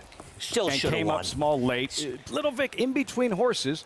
And on the outside, Drafted. Little Vic seeking a 3rd straight win. That is a filthy, filthy loss for Team Little Vic. Drafted, surging late, and by a flared nostril, takes down the Gravesend. But I'm happy for David Duggan. So I like to see him get it done. And, he didn't get a particularly fast pace, 22.58, not that quick. Made that run at the end. The other 2 races may have come back faster, but they had faster paces, but Drafted. Nice win for David. Didn't have to deal with Cody's wish, didn't have to deal with elite power. Richie told you how good he looked in the paddock, ran accordingly. Drafted at a price, 6-1, in a thrilling Gravesend. Results reaction when we come back.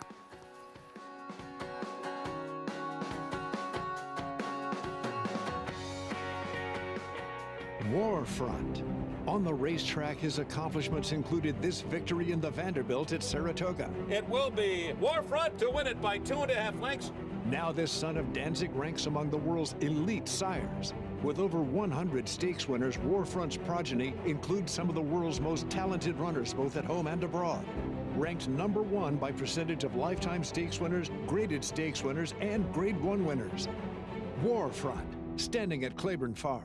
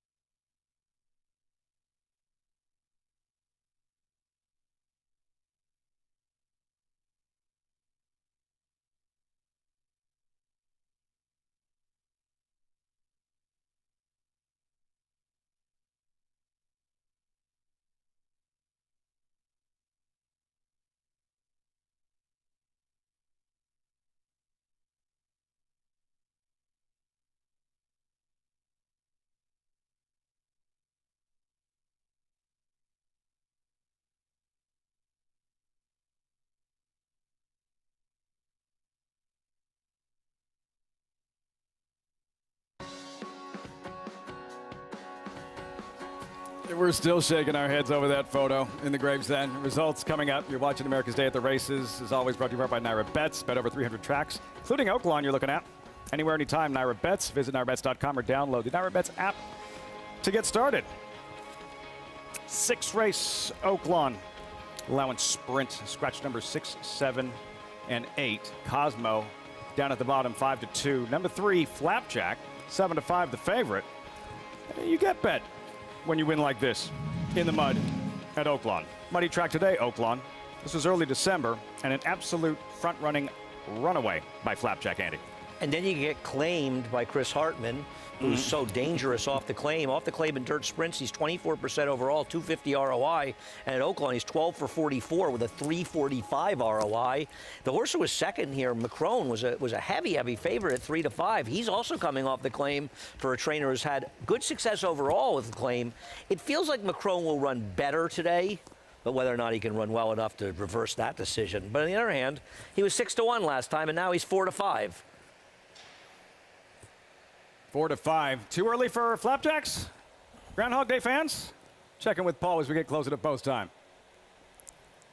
I think Ricky Bobby liked the little Flapjacks, or he should have taken the Flapjacks, or he would have broken, or Crips, or he wouldn't have gotten his arm broken. But listen, Flapjack's the horse to beat in here. Andy makes a good point about Chris Hartman. You know, in the last race, Macron was the favorite. I was never a big fan of Macron, but Flapjack just basically just left him in his dust last time out. Now, being by Oxbow, probably loving the muddy track, can he get loose again today? We'll see what happens with Nicky Juarez, who right now is the second leading rider in the colony and been riding very, very well. Now, Macron, from 3-5 to 4-1, if you like today, you know, they've messed around. The reason why I didn't like him last round, they tried blinkers, then they put him in for the claiming price. He's been claimed a couple times. Now in the John Horan barn, who's a stinky good trainer. He's 10% off the claim. This horse does have one win on a muddy surface and does have, you know, 5 placings in 8 starts in the trifecta. So I can understand at 9-2, but I'm just against, I just don't know how you turn around 9 lengths. And then the 9 horse on the outside, Cosmo, for Diodoro. Obviously, the interesting horse, or sort of the wild card in here, is this horse getting bet because Diodoro's just winning everything. This is a horse that, you know, you don't see a lot of rain out in California, so never been on the mud, been on the turf a lot, and a lot of people do say, you know, if you can run on the turf, you can translate to the dirt, but at least to the mud. But 3-1, I don't know. And then the 2, you know, Windcracker actually got down to like 7-2. And now it's floated up to 6-1 for Greg Compton, who's very, very cagey trainer, and he gets Francisco Arrieta. You know, I thought that horse could get underneath. I'm against the 5 again in here, guys. I thought this race was the 3's race to lose by far. I'm not giving you much at 4-5. The 9's interesting because it's Diodoro. You just don't know. But I do think the way the board's playing, maybe play the I was going to play a little 3-2s here, and maybe some 3-1s and some 3-9s in here. I'm just trying to go away from the 5 from exactas and tries.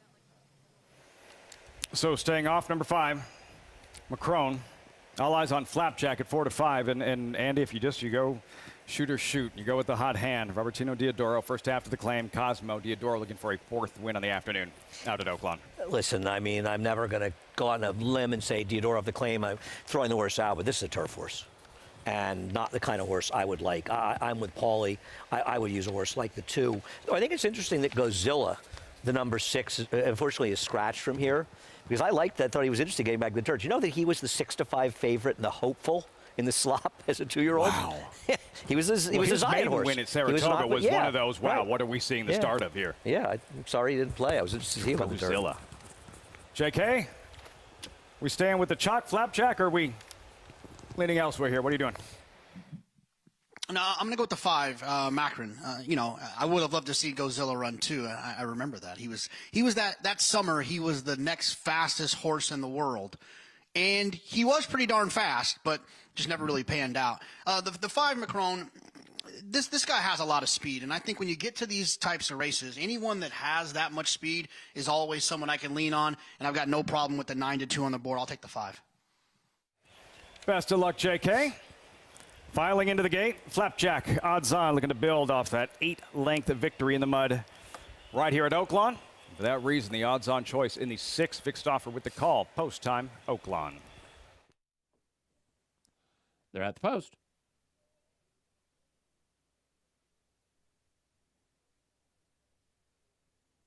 They're off. Tin Badge wins the break, goes to the front from Flapjack, Cosmo, and Macron. Ginsburn is at the rail, and he's on the move, and the trailer is Windcracker. Here comes Flapjack all the way through to take the lead from Tin Badge. Flapjack a neck in front. Tin Badge is second by a length and a quarter to Ginsburn in third. Macron is fourth, and he's 3 deep and 2.5 from the front. Cosmo now has 5 lengths to make up, and he's 3 in front of Windcracker, 3 furlongs from the money. Flapjack trying to be the first 2-time winner at the meet, and he's rolling along. Flapjack is now 2.5 lengths in front of Macron and Ginsburn. Tin Badge has dropped out. Windcracker is unwinding from the back of the pack, but he is 7 lengths behind Flapjack at the top of the stretch. Flapjack has the lead. Macron has moved up into second, outside of Ginsburn in third. Then comes Windcracker at the rail, but it's Flapjack's race to win or lose. Flapjack 2 lengths in front. Ginsburn is second. Then to the outside in Macron. Then comes Cosmo and Windcracker, but it's Flapjack, and he's going to be the first 2-time winner at the meet. Here is Flapjack in front. Flapjack won by 3 1/4. It is very close for second between Windcracker and Cosmo. Yeah, that's where the drama was regarding who did get up for second, Windcracker or Cosmo. No question about the winner.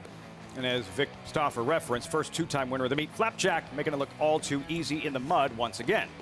This is winning like a 4 to 5 shot should, right?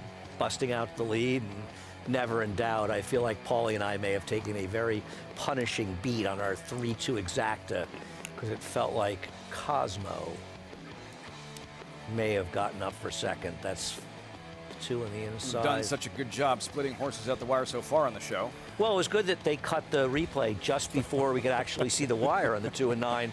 But I'm sure nobody's involved in the exacta that's watching, other than me and Paulie. Eesh. And this is that's a funky angle. Yeah, I feel like we got beaten, but as you say, I've been wrong about everything else. This so is a far. little bit more revealing. Flapjack by. Ooh, I think inside. I think inside. I think outside. I think might inside. have come back on. That's a new camera for them, I think, right? Yeah, that's good. A good move by them because the angle, as you say, has been so bad in the past. And that one looks completely different, by the way, than the angle that we saw before, right? Doesn't it? You love it because you got the result that we think, Paulie, we think we you might and have hit Paul the want. exacta. As soon as the photo is down for the second place finisher, we'll pass that along. We think Windcracker, Flapjack. 3-2-9. Well done. You had Andy and Paul. You had the right camera to get that. But it's ridiculous how it didn't look that way in the other ones. Crazy. No, again, that other angle, very, very deceiving. $14. You had a 12-horse field. You wind up with 5, and you get a $14 winner in the Gravesend. And an exciting race. Oddly enough, though, the stake, the slowest of the 3 6-furlong race today, though the other 6-furlong races were quality fields, to be fair. And trained by Dave Duggan with Richie. You said how good he looked in the paddock, Richie, and drafted, performed accordingly. Yeah, here with winning conditioner Dave Duggan, and so pleased to be here with him. What a thrilling finish. And drafted does what he does, puts his head down and just runs to the wire, Dave. You know, he's, like I said, he's pace dependent, and that's basically been the key factor to him all the time. If he doesn't get pace, he doesn't get his race. And today I knew it set up for him. And we'd given him a little bit of a freshening after the last race because it was a tough race on him. And, you know, once we had given him that time, you could see the spark come back in him and he was starting to train very well again. So, you know, he's an older horse, a bit like myself. You know, he got some aches and pains and just takes a little bit of freshening every now and again.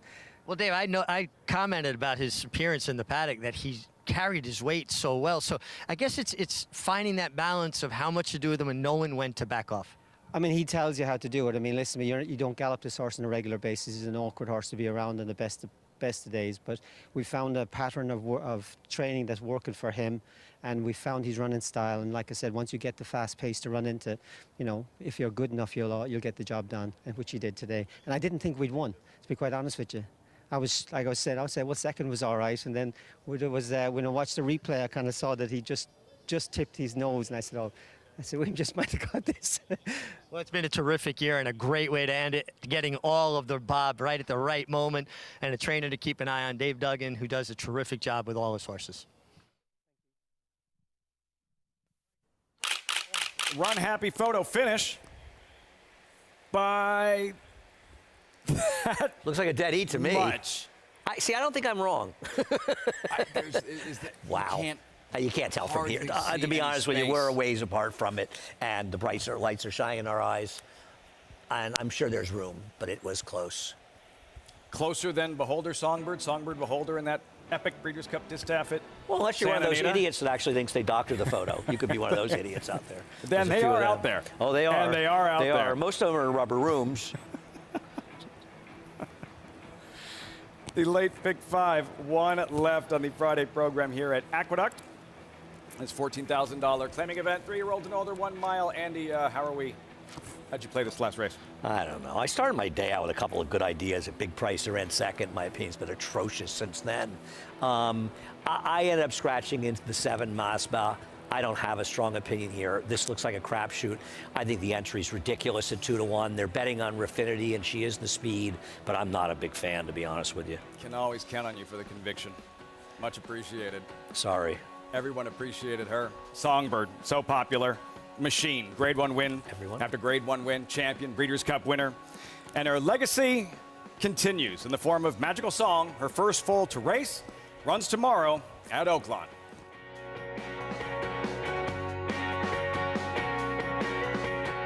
The return of Sunday Silence. Sunday Silence surges to the front. It's Yoshida in front. Yoshida takes charge at the top of the stretch, and Yoshida wins the Turf Classic. Here comes Yoshida, storming home in the center with Gunnevera. Yoshida! Yoshida has won the 1 word. The perfect balance. Yoshida.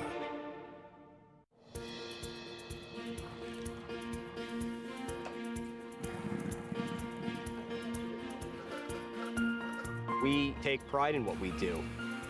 For me, it's more of a passion than actual work. I'm an assistant trainer. Carpenter. I'm a peace officer. I'm a jockey.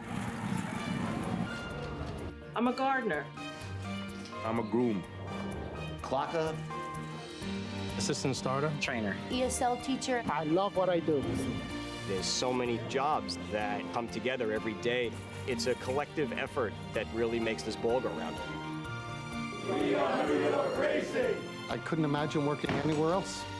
For me, riding horses in the morning is the best thing I can do. New York Racing helps support my small business. It's extremely important to the New York economy. Like my dream come true. This is like a big family. We are New York Horse Racing. RaceLens is the most in-depth product in horse racing, with unique features found nowhere else. True odds, predictive analysis, and pace projection. RaceLens. It will change the way you follow horse racing and take your game to the next level.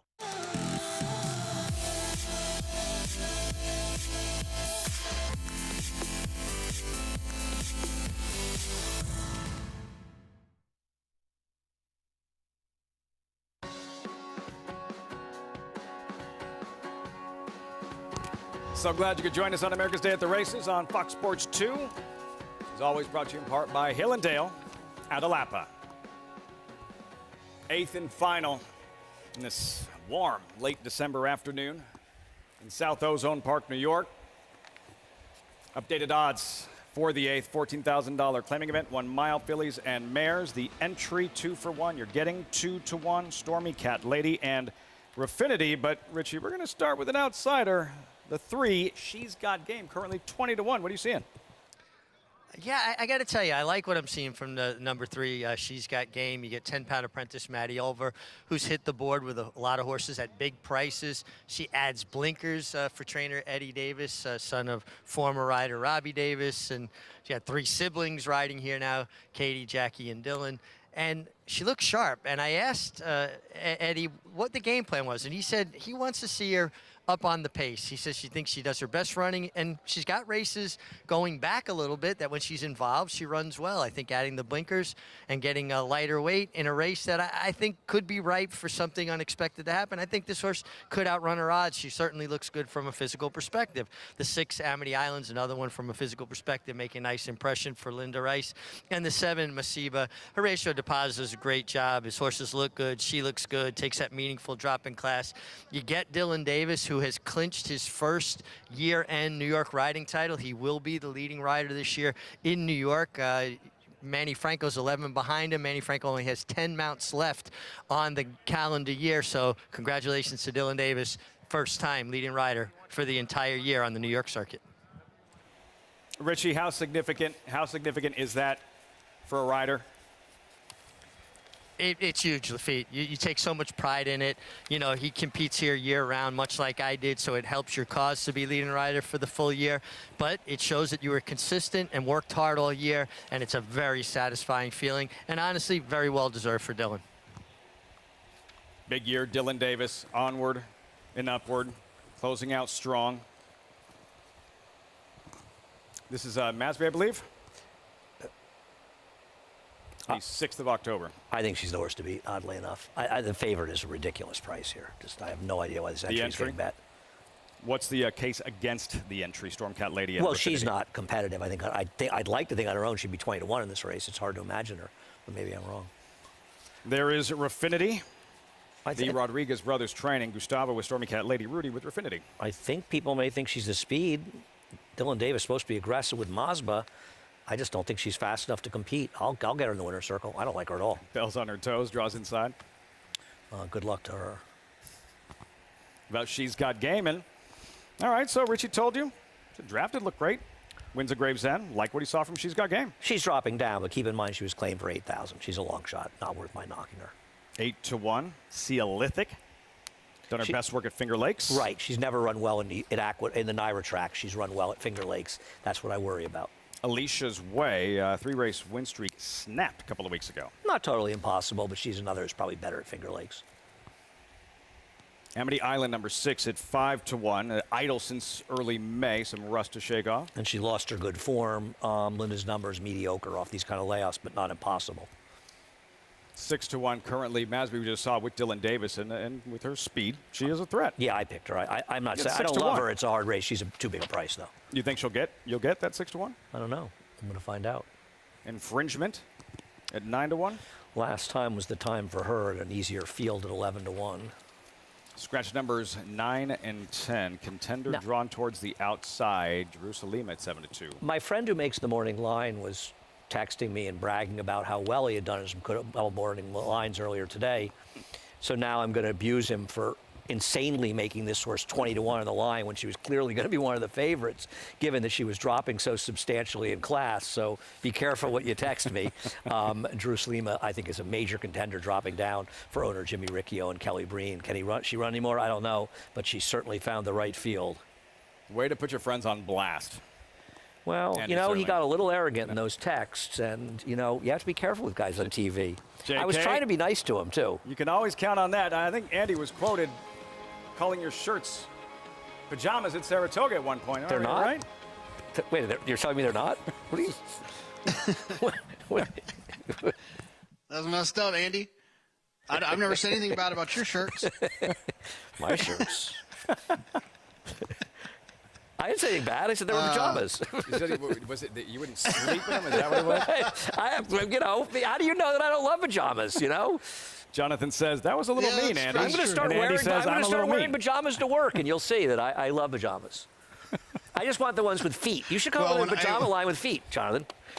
That's what we need, JK. When you guys are sweating, more of us in one when you guys are sweating in the summer, I'll be giggling. Right? Yeah, that's a good look. Well, look, in the summer when it's hot out there, you guys will wish you had pajamas on. I like the 5 Alicia's Way. This horse had some trouble last time. I don't typically like horses that come from far out of it. She has been a little bit closer in some of her races, but she just had a lot of trouble in that last race. She was wide all the way around there. In this day and age, I think it's a little bit reckless to just see a horse who has a wide trip and assume that they had a bad trip. A lot of times the inside is not necessarily where you want to be. I think it's kind of happened over time for safety. They try to just kind of dig up the inside a little bit. It's a little bit deeper so people aren't fighting to get down there as much. Wide last time, though. Lost a lot of ground, closing in to a pace where after kind of losing about 2 to 3 lengths throughout that race with some trouble, I just think she makes a lot of sense at this price. I have a tough time with these types of horses, these groups, with these lower levels, because you just never know what you're going to get. But she did run well recently. She ran well over this racetrack, and she was finishing her races. Those are 3 things I think that go in her favor today. I have a question for you on a semi-serious note. I'm good at putting horses in the winner's circle I think are over bet.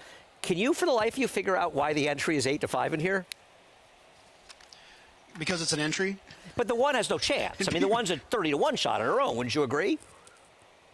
No, but I think what happens lazily, the public likes the 1A Raffinity a little bit, and then they get a little bit of an extra boost of confidence that they get another 4-legged animal in there in case something chaotic happens. I think entries are always overbet. You've pointed that out well, a sure, ton of times. Of course, because you're getting to, even if the horse is 20-1, but I think it's, do you think this entry has a, are you particularly afraid of them? That was more my question. I think they're not even contenders. I'm afraid of the 1A. Well, to your point, I'm afraid of the 1A. I have no fear of the 1. Well, the one has no chance. I don't like the 1A at all. I understand that was taking some money, and I thought she could be 7-2 or something in here. I just find this price to be mind-boggling. Presenting value elsewhere. Yes. You went with the 5? I went with the 7. The 7. Jonathan went with the 5 Alicia's way. You got, yeah. I boxed the 7, 5, 7, 11 in the exacta. Nothing special. Also, Richie. I think you have to bet against the 1. You have to. To me, I wouldn't have played if the 1 was a normal price. These horses they're much more realistic prices. I think the 11 should probably be the favorite. 7-2 to the outside. If you like, Jerusalema.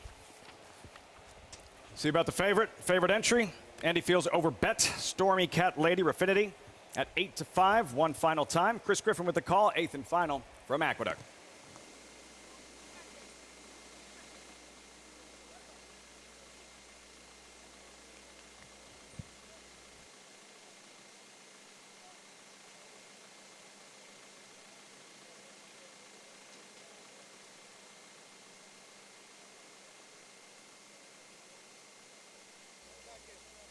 Seolithic just hesitating. Now Alicia's Way goes in. Waiting for the rest of the field. Stormy Cat Lady. Raffinity to the outside. All in line. All set.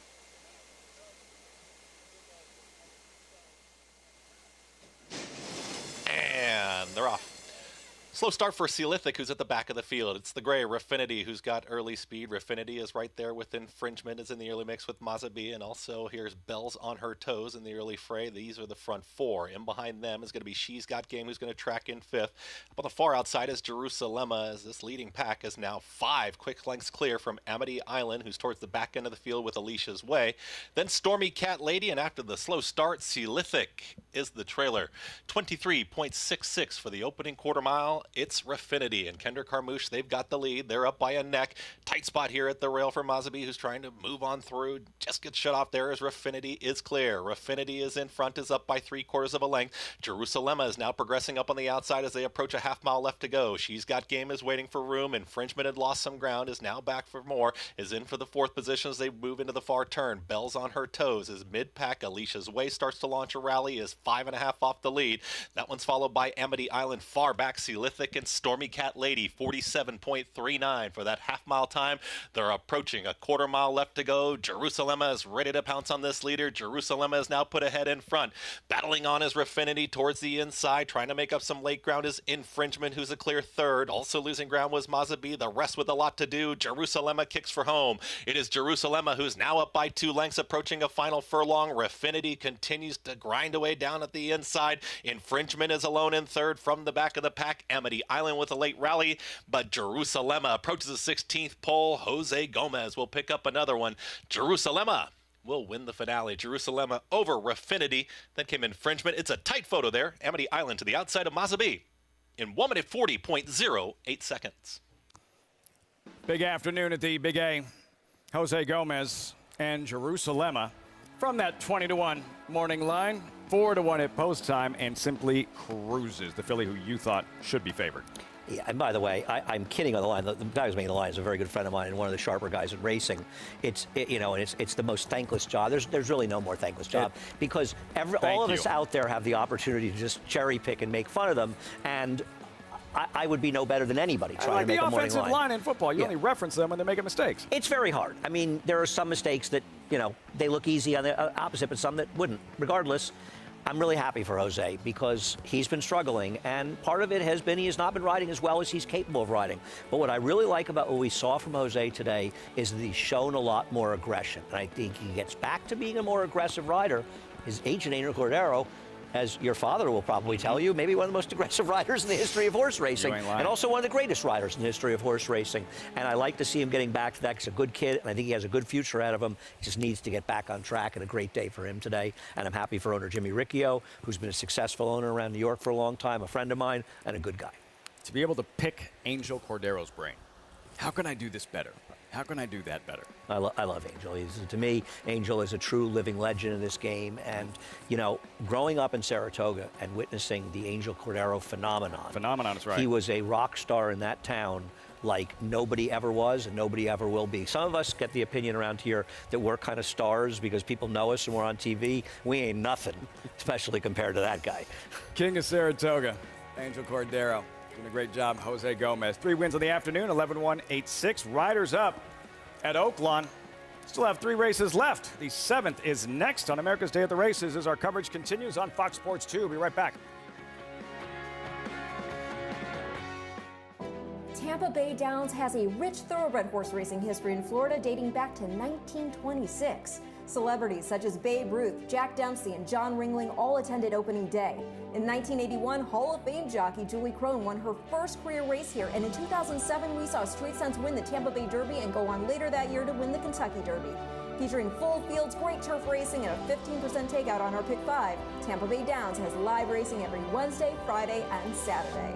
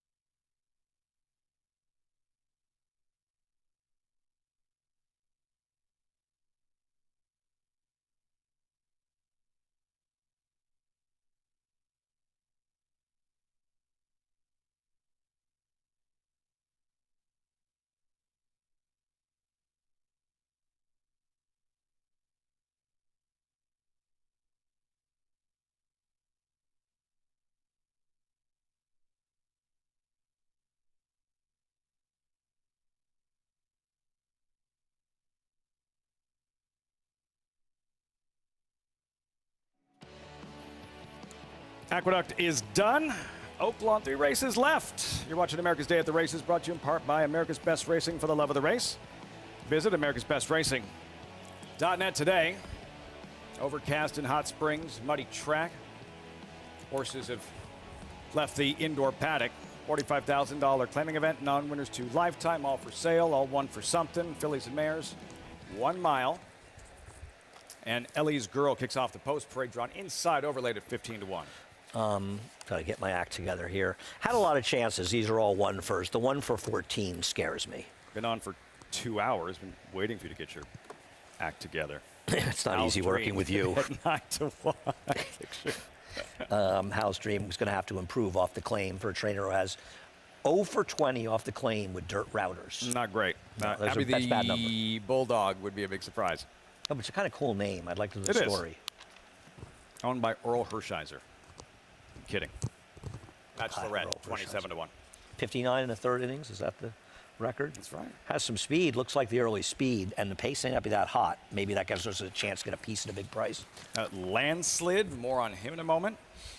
Her.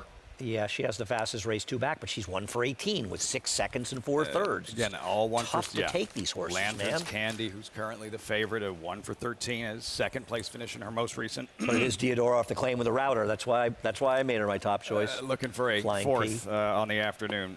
Russia, 7 to 1. Turf.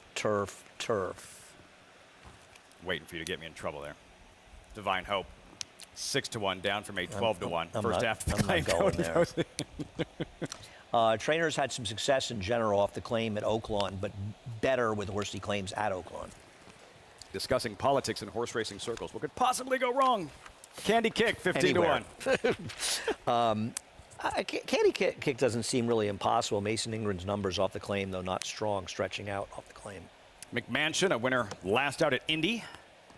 Would probably have to improve, though, in this race to get it done, coming off the maiden win. And finally, Aliyah Esri on the outside. Should be in a good stalking position. Look to use that speed, but just seems like a better turf horse than dirt horse. 7 to 1 if you like her. These fillies and mares, race 7. In just a few moments. And Paulie, the Robertino Diodoro show this afternoon with 3 wins already. He has Lanterns Candy. Does he rack up a 4th? He could rack up a 4th. I think he's definitely, she's the one to beat in here. And then Robertino, it seems like when he's ever posted up right by the rail and right by the winner's circle to watch his horses run live, he doesn't watch them up at the screen. He kind of watches them right down by the rail. It seems like they're dead live in here. And listen, I think Lanterns Candy is the one to beat, 1 for 13. You know, there's a lot of 1-fors in here that are, and when you look at these races, sometimes you want to go for 1 for the least. I'm surprised the 2 Hal's Dream is that big of a prize, but, you know, off Kenny McPeak, actually pretty tough to claim off Penny McPeak. You know, Lanterns Candy, and I'll get to the 5 Land slid in here. You know, this horse in for 45. It's a really tough read because the horse has had 2 decent races on the turf.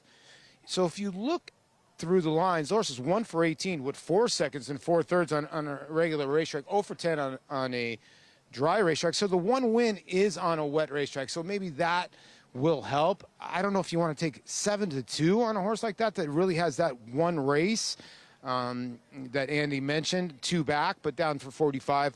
We'll see what happens in there. And then the 7, Russia, was taking a lot of money. A horse that's never been on the dirt. Maybe that muddy work on December 13th caught some people's eyes.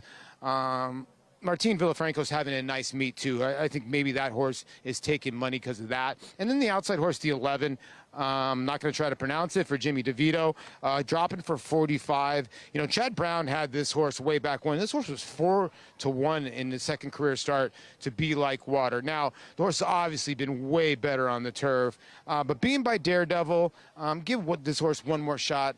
On the outside, to me, in a suspect type of field, where I do think Lanterns Candy is the one to beat because of the hotness of Diodoro, but, you know, she doesn't lay over this field, so I'll give the 11 a little bit of a shot on the outside at 6 to 1, guys. I'm a little annoyed. One of the things I was looking forward to most of the day, Paulie, was you trying to pronounce Aliyah Esri, who, by the way, I wouldn't have gotten on the first look either. Still time. There's still time if we want to press him. 6 to 1 on the Paulie outside. deserves some good weather, by the way. The guy froze at Churchill for a month, and now he's in Oakland. It's been raining, though. I think it's supposed to be kind of nice and warm looking Road going Warrior. forward. Road Warrior. He is. He's our man. Have a chance to look forward to the Smarty Jones on Sunday. All the 2-year-olds turning 3 universally in thoroughbred racing. Derby fever. First step towards the Arkansas Derby. The Smarty Jones will have it for you right here. I don't think we're going to see the Derby winner, the Smarty Jones. How you know? I do think that Cox horse is pretty interesting. That horse is pretty talented. Didn't Barbara Road run second in last year's Smarty Jones? It was Dak Attack who won it in the mud. Sounds very possible. I believe he may have wound up in the Derby. Split the field. Did he? Think so. Yeah, he did. Think so. We'll have it for you here on America's Day at the races. First step towards the Arkansas Derby on Sunday. First things first, the 7th on this Friday program. Big stop for standing by. Post time from Oaklawn.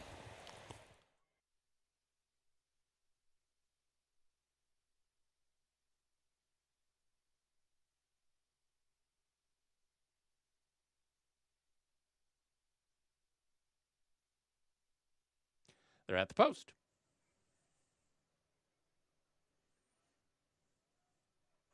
They're off. Aaliyah Esri has asked for speed, so is Bachelorette and Divine Hope. These are the three quickest. Then it's a jam-up of 5 horses. Down at the rail goes Eli's Girl. Between horses goes Hal's Dream, and pushed out wide is Landslid. McMansion advances to the outside and moves up. Lantern's Candy got away from trouble, and she'll sit 6th. Then comes Russia, Russia, Russia, Abby the Bulldog, and the trailer is Candy Kick. To the back stretch with Elijah Esri and at the rail Bachelorette. Elijah Esri ahead in front. Bachelorette is second by a length and a half to Divine Hope and McMansion. They're right together, 3rd and 4th. 2 lengths to Lantern's Candy and Eli's Girl. Then comes Hal's Dream, and between horses Russia, Russia, Russia. Abby the Bulldog is there, and so is Landslid. 5 back to Candy Kick. Less than a half mile to go. Finish line is the 16th pole, and the leader is Elijah Esri. Elijah Esri with a 2-length lead on McMansion in second. Bachelorette is third. Then comes to the outside in Lantern's Candy. She's up into 4th with Divine Hope 5th. Abby the Bulldog unwinds and moves up. Here's Abby the Bulldog in the green cap. She could get into 3rd soon. Meanwhile, they have to catch Elijah Esri. Elijah Esri turns for home with a 2-length lead on McMansion in second. Then to the outside, Candy Kick is erupting. And you better take a look at Candy Kick from far behind. She is moving fast after Elijah Esri. Elijah Esri has the lead. McMansion is second. Divine Hope now at the rail. Candy Kick flattens out. It is Elijah Esri, Divine Hope, a final rush. Elijah Esri and Divine Hope.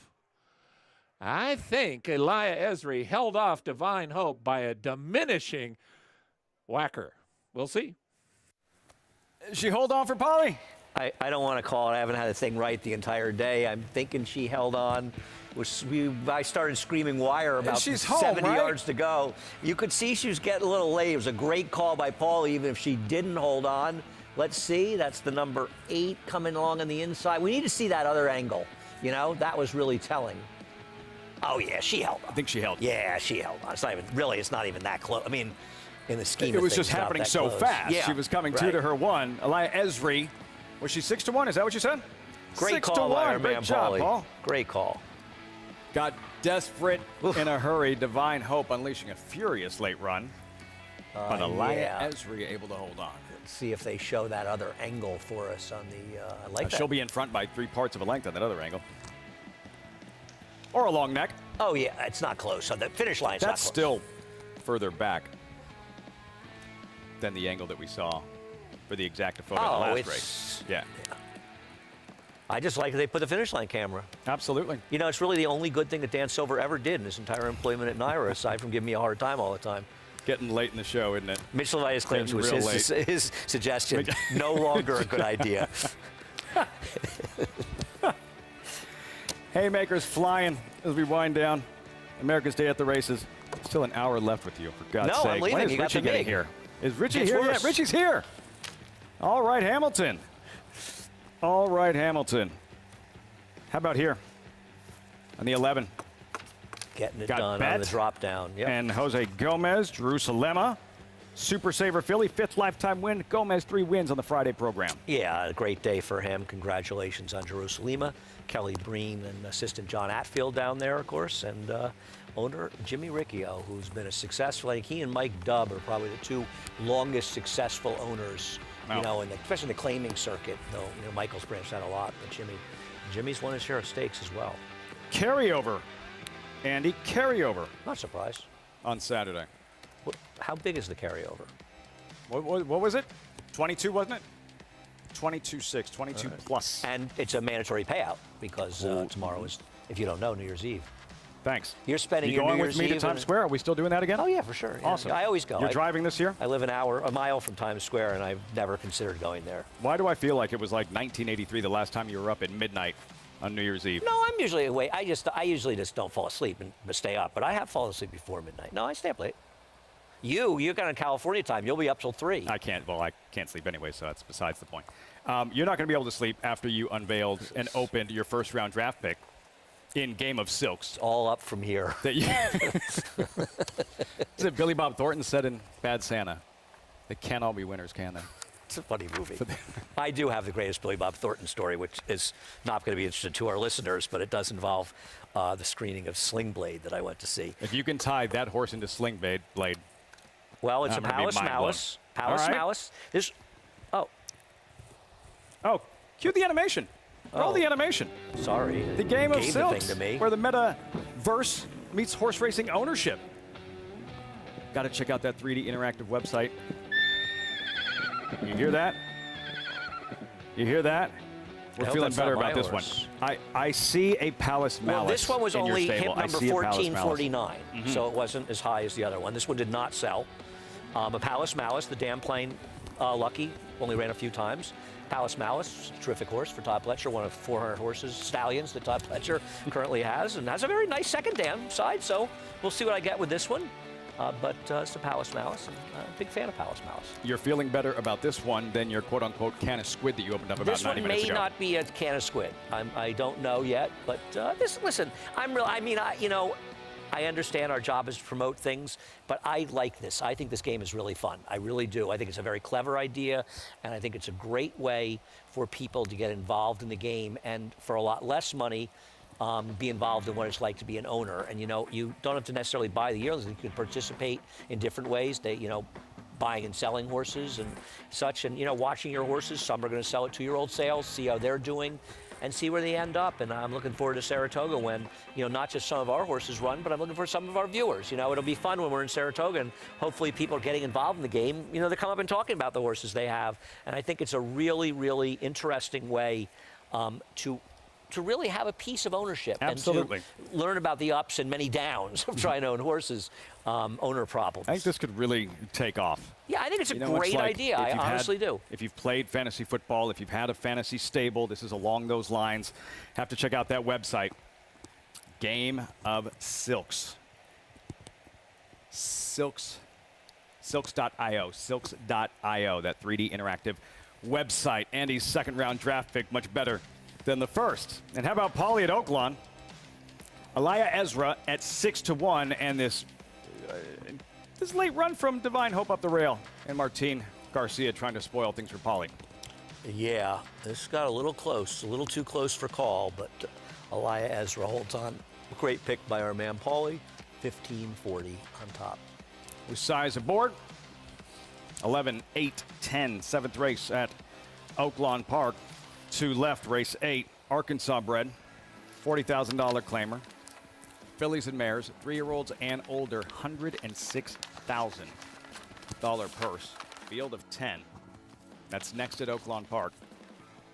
Coming up on America's Day at the Races, and this weekend, tomorrow with the Renaissance Stakes and the Year's End Stakes, and on Sunday, New Year's Day, 2-year-olds turn 3, the first local step towards the Arkansas Derby, the Smarty Jones Stakes, offering Kentucky Derby points. And that's what the New Year's all about in thoroughbred racing, Andy. It's the 3-year-olds. Everybody has Derby fever. They start running these races, offering points, and countdown continues to that first Saturday in May. And points in the Jerome, which is going to be run here next Saturday, I believe on the 7th. It's actually shaping up to be an interesting race, so looking forward to that as well. And then a race like this one tomorrow at Oaklawn, race number 2. If you're a fan of Songbird, you really don't want to miss this one, as her first foal to actually race. Magical Song, drawn towards the outside, 9 to 5 in the morning line. Again, the first foal to race by champion Songbird, and you were thoroughly impressed by her debut at Keeneland.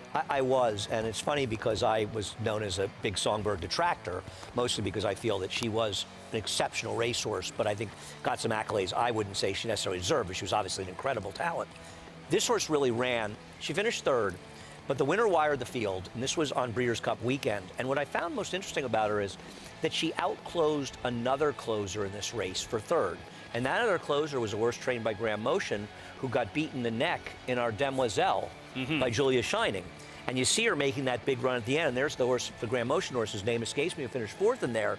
And I was very impressed how Magical Song made that big run where nobody else was making that kind of run. and it felt like a horse that could really step forward. I actually texted Brad Cox about her after I was thinking about that, and I guess she lost a little time when they had the equine herpes situation at Churchill, and he had thought about running early in the meet. He said, I wanted to give her a little more time. He said, he told me he was going to run her the 31st, the maiden race in the book, but if there was an extra that came up maybe a week or so before the break, he would run her then. But I think he has every reason to be optimistic, and I think Magical Song, the 2-year-old filly's soon to be 3, it's a division with a lot of room.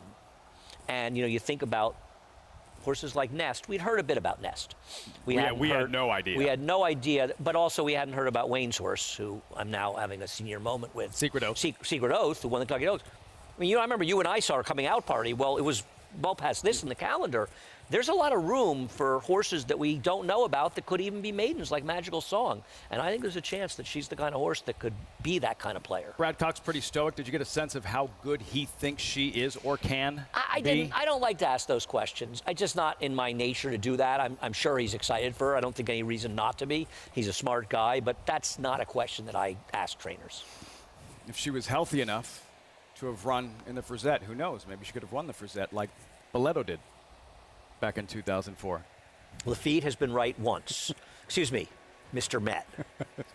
Mr. Met. That's going to wrap things up for What size Andy are you Serling? when I go out and purchase your jersey? Medium.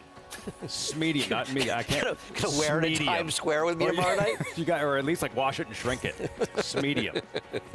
Andy Serling stepping aside. I'm going nowhere as we have 2 left still at Oaklawn Park. How good is that call? Victory formation. Headliner, maybe. Morning line favorite in the Smarty Jones as the road begins towards the Arkansas Derby on Sunday at Oaklawn Park. You're watching America's Day at the Races.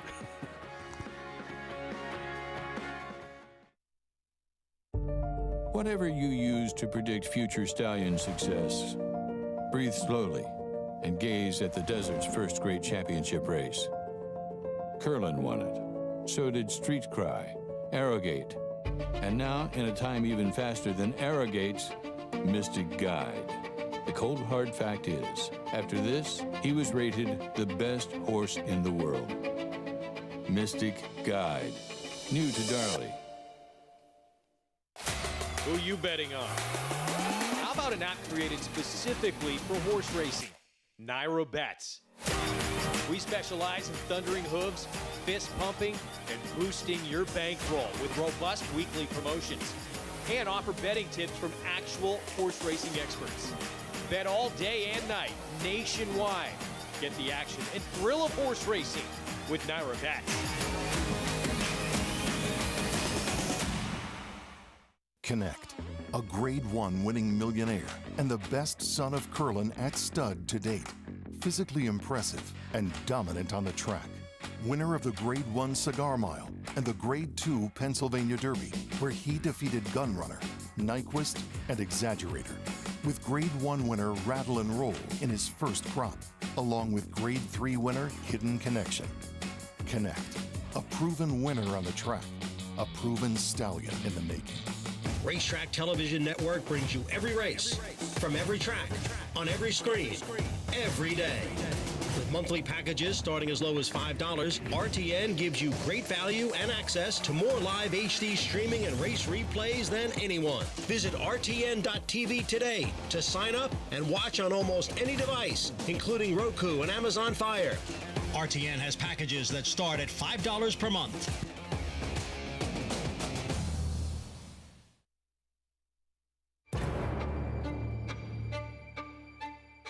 The industry has a few things that we have to take care of better, and one was the aftercare of the horses. If we did nothing, these horses would end up in very bad places. That can't happen. We have a social responsibility to make sure that thoroughbred aftercare is also #1 on the list. The cost could be the entire industry. We have to take care of these horses. I remember that meeting at Belmont Park.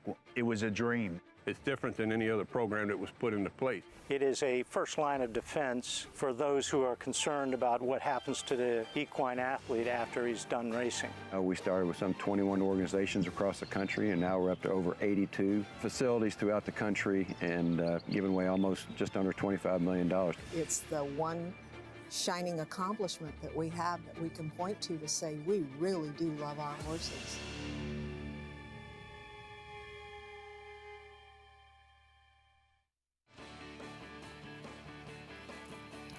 Seen some fast horses today.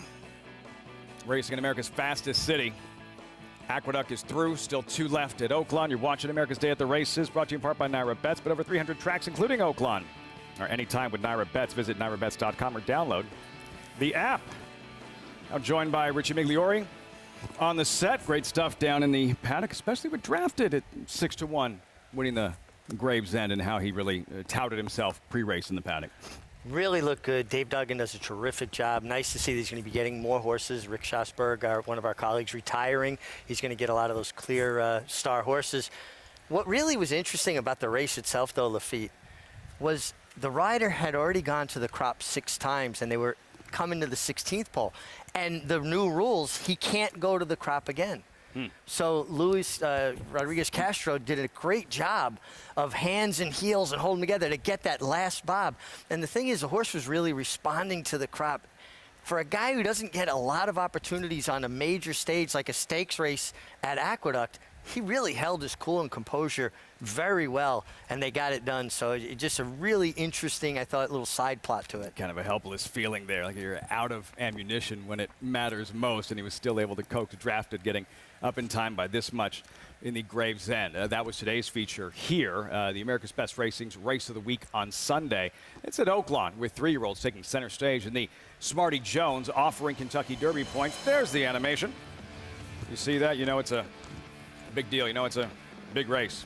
And for newly turned 3-year-olds, they will have been 3 for a matter of hours. 8 of them signed on. 1 mile, $250,000 purse, 10 Derby points to the winner, and victory formation drawn outside. Flavian Pratt riding for Brad Cox, 6-5 in the morning line. $340,000 Tappet colt, undefeated, won in his debut, going away, and then showed some grit and moxie in this late November win at Churchill Downs, Richie. No, he really did. You could see he's determined, didn't want to be passed, kept digging down, finding more. It looked like he was beaten at this point, and he just came back under insistent urging by Luis Saez. You know, the big question is the outside post, stretching out for the first time. The furthest he's running 6.5. You gotta like the determination. We look at pedigree to help us, you know, figure if a horse is going to go further. That. He does have the pedigree. He's a half to Bellamore, who was second in the Fall City at 1 1/8 miles at Churchill Downs just end of November. So his offspring have been able to get further. He's undefeated, and he's determined. What do you look for in terms of a 2-year-old progressing as much as they change to say, all right, well, they're going to be 3 by Sunday, but okay, there's a horse that developed early, and maybe the rest of the crop catches up to him, or this horse is just getting started. What do you look for? Well, I think with this particular horse, in this case, he's a horse that started late. You know, his 2-year-old campaign didn't kick off till October. So he's a horse that was probably later developing, and I think these kind, you can count on more progression. They're going to continue to improve. He's got to prove that he can, going a mile, outside post, he can clear because he's got sprint speed, and then settle. The key is getting a horse to wait on the rider's cues. And it's interesting to me, Flavian Pratt shows up on this horse. This is when all the riders start shopping. They want to find their Derby horse, and they may audition several before they land on the one they feel that could take him to Kentucky Derby glory. More options, the better, unless, of course, you choose wrong, which happens from time to time. Steve Asmussen, well represented. How about communication memo? More experience. Sire was a superstar 2-year-old, Bolt Doro. Finally breaks through. Took a little time, but finally, this 4-length victory at Oaklawn mid-December. Well, he has more foundation, right? He's already run 4 times before he broke his maiden, and he had that progression from 6.5 furlong races, a steady diet of them, to the mile. And one thing we know about Steve Asmussen, and we've seen it over the years, his horses improve. Get better and better. How did he do that? You mentioned the Bolt Doro. Bolt Doro defeated in that 2017 Breeders' Cup Juvenile. It was Good Magic who won it as a maiden. Good Magic, the sire of How Did He Do That? He has some seasoning experience in his corner. This will be his 7th career start. 2 starts back, winning the Zia Juvenile at Zia Park. And this is the first time he's stretching out, right? The furthest he's been is 7 furlongs. He does have that foundation, 6 starts under his belt. You know, the name to me is interesting, right? It kind of reminds me of Rich Strike when he won the Derby. I was like, how did he do that? What just happened? Second biggest upset in Derby history. The road starts all over towards next year's Kentucky Derby. And the 3-year-olds and that clear path that's been so effective over the years, from Smarty Jones to Curlin, American Pharaoh in 2015, the Triple Crown winner. It all starts on Sunday. The Smarty Jones with a $250,000 purse. Serious money offered along this 3-year-old program. Richie, the Southwest $750,000, and then the big races in terms of points. The $1 Million Rebel, $1.25 million Arkansas Derby. Incredible series of races, and the purses amp up quickly. You know, I think a Derby prep would be their prep for their big Derby prep's $1 million. Cyberknife last year winning the Arkansas Derby, eventual Haskell winner, runner-up in the Travers, but my long-lasting memory will always be the roar of the crowd, that packed house when Secret Oath made her move. Rounding that far turn. She did not win, but when she turned it on, Oaklawn erupted. Special race, really exciting group of these 3-year-old races leading to the Arkansas Derby. We'll have the Smarty Jones for you right here on America's Day at the Races. Post-parade, there's Hissy Missy and Calvin Burrell. Yes, and Calvin Burrell riding at Oaklawn this winter, trying to kind of get back into a groove somewhere, resurrect his career. Punchy girl, Martine Garcia just missed in the last race. Then a contender in summer shoes in Chelsea Bailey. Yeah, really found her form last winter at Oaklawn. Looks sharp on the racetrack here. Connie Kay, 6-5 favorite, Joe Talamo aboard. Yeah, got her win at Indiana last time. Gets back with Arkansas breds. Certainly a major player. Friday feature, $106,000 purse for this Arkansas bred sprint for fillies and mares. Unbridled Twister and Ricardo Santana. Yeah, has run well at Oaklawn in the past. Comes out of Delta Downs. At least she has a race under her belt. Kind of almost prepping her for here. Too Pretty, big long shot. Big long shot's been showed speed going long in the spring. He's going to have to turn it around sprinting. Serious runners on paper, drawn towards the inside. Several long shots towards the outside. There's another one at 19-1. Scratch the 9. And then here, My Dam's Attitude at 24. Yeah, it just feels like this horse would have to find a race that's way back to be competitive here. And finally, Hot Springs Bling from the outside. Another one that kind of bounced around, has gone longer, come off a layoff, tried turf.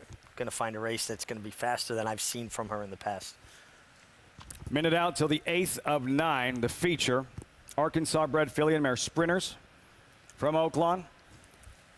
How about a grass race on the show, Richie? We've been on almost, what, a little over 2 hours. First look at grass racing from Tampa Bay Downs. $32,000 allowance optional claimer coming up. Horses in the paddock. You will see the 9th race from Tampa Bay Downs right here on America's Day at the Races. But first, back to Paula Duca on site, Oaklawn Park. Paulie, what'd you come up with in this 8th race at Oaklawn, the featured event? Well, Lafitte, when you look at the form in here, Connie Kay obviously sticks out. Now, the board is telling you that the 4 in here, Summer Shoes, is getting a lot of action here for Chelsea Bailey and Tom Swearington. This is a horse, second time out in the Arkansas bred company, won by 12 3/4, breaking, her maiden. Now, listen, when you have a horse like this that won at 30 cents on the dollar, you probably don't want to wait all the way till March to not run her, but she's an Arkansas bred, so maybe, Tom's been having her here just doing her thing, and she's been working pretty steady in the morning. She's got a bullet drill about 4 back, so obviously she's getting played here. Now, Connie Kay, when you look at Connie Kay, her races that are inside the Arkansas company, she's dominated. Now, she won on the slot by 7 1/4, then down the dusty road, she held off 2 competitors in here on Bridal Twister and Too Pretty. They're going to be on the outside of her on that day. Then she came back on a wet racetrack after this W and ran a good second. So she does like to slop in her 2 races. She probably could be the controlling speed unless Summer Shoes comes out of the gate just rolling. But I just thought Connie Kay was the horse to beat in here. And I'm not giving you much, obviously, here at 7-5. But it is very, very concerning if you do have Connie Kay singled in some of your exotics at the 4. Summer Shoes is taking a lot of money in here. And you know what? The one Kaboom Baby, Ernie Witt is a very, very sneaky trainer. He was also a great catcher for the Blue Jays way back in the 80s and the 90s. You know that, Lafitte, as well. But this is a horse that, if the race breaks down, could be coming from way out of it. He had a horse that ran pretty well earlier in the card as live, and he's a very, very good trainer. Now the Wits. Paulie, who had a 6-1 shot in the 7th at Oaklawn Park. 7-5 on the favorite, Connie Kay. And just the the money, Richie. Arkansas bred sprint. It's a Friday. It's not a stakes race in terms of black type, but it's a $106,000 purse here for these Arkansas bred female sprinters. Well, and with Summer Shoes, she's an Arkansas bred, broke her maiden by 12, comes back March 27, wins. I wouldn't want to run her again anywhere else but against Arkansas breds for these kind of purses. She's already earned $118,000 in 3 starts, and she's by a stallion that stands for $1,000. That'll work. That'll work. And in her 3rd career start, she's won 2 back-to-back races by 14-plus lengths. Summer Shoes, light and experienced, but the ability's there. I love the work tab, too. Strong works. They got her where they wanted her. That work that Paul talked about, 4 back, 5 furlongs in a bullet minute, meaning the fastest work of the morning at the distance. And then they slowed the tempo back down. We've got her fit. We got her sharp. Let's get her a little sweet, a little happy. Bring her here in good order. I love that kind of work pattern. Give me that fast work a couple before the actual race. Also like that she shrugged off some early pressure in her 2nd win. She was all by herself, in command, in control, every step of the way in her maiden win. In her 2nd start, a little bit stiffer, a little bit tough, more of a challenge in terms of some of the presence, some of the pressure she faced very early on. Shrugged it off and went on to an easy win. You like when horses show that kind of determination. A lot of horses will do it when it comes easy for them. It's when they got to work for it. That's when you find out about their character. Lot of money, JK, big purses. And here, this Friday feature, what do you think with the favorite in Connie K, who is 6-5 as they make their way behind the gate? Yeah, I mean, look, the public is a good handicapper, so who they make the favorite is obviously and typically the right favorite. And a lot of times you can depend on them to run well. But you have to try to differentiate whether there's value to be had. And with the 5, Connie K, she absolutely can win. She's the most likely winner here. I thought the 4, Summer Shoes, which was a much better value play. A horse who's won the last 2 races, has a fast speed figure. Last time was wide all the way around there. I thought Summer Shoes made some sense. And for a long shot, the 2, Hissy Missy.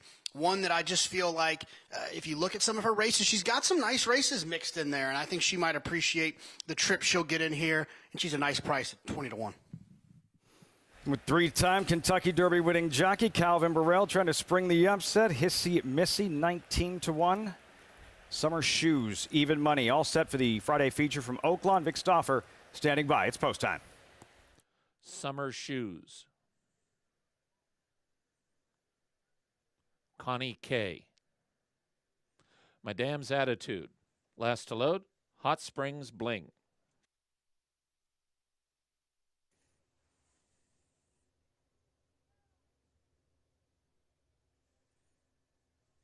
They're at the post.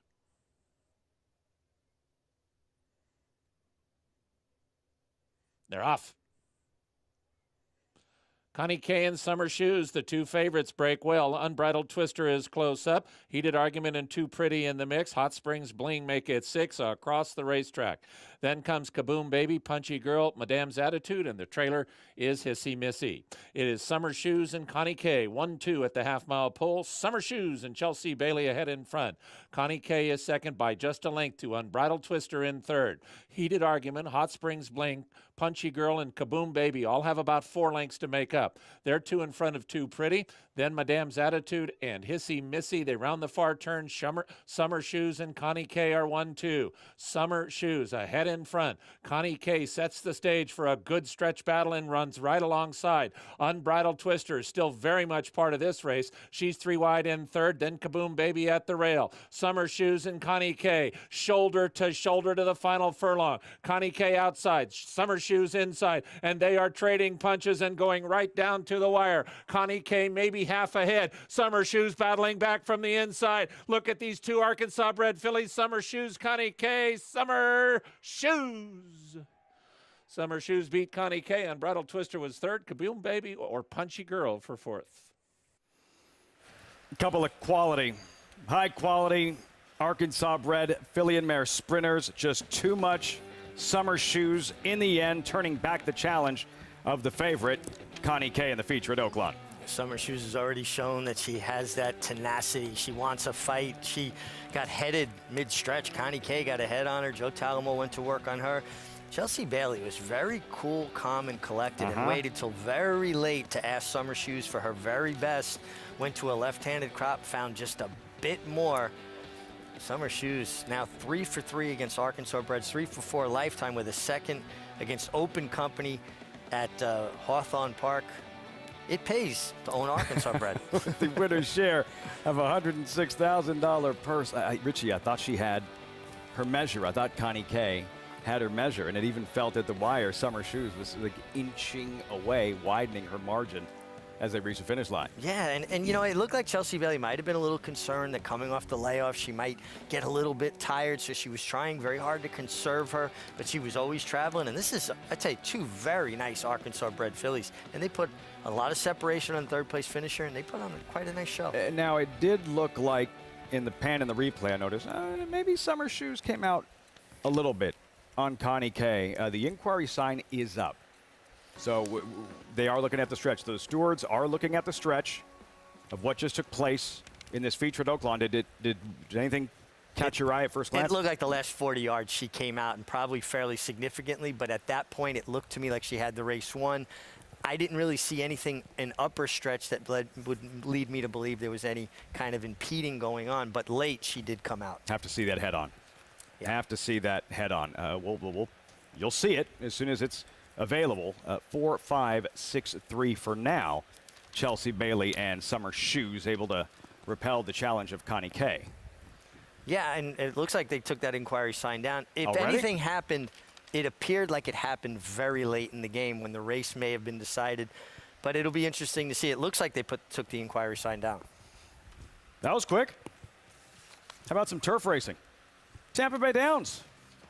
For this 9th race, they're crossing over. Field and updated odds, $32,000 allowance, optional claimer 1 mile. And the current favorite towards the bottom, Montauk Sunrise at 5-2, Richie.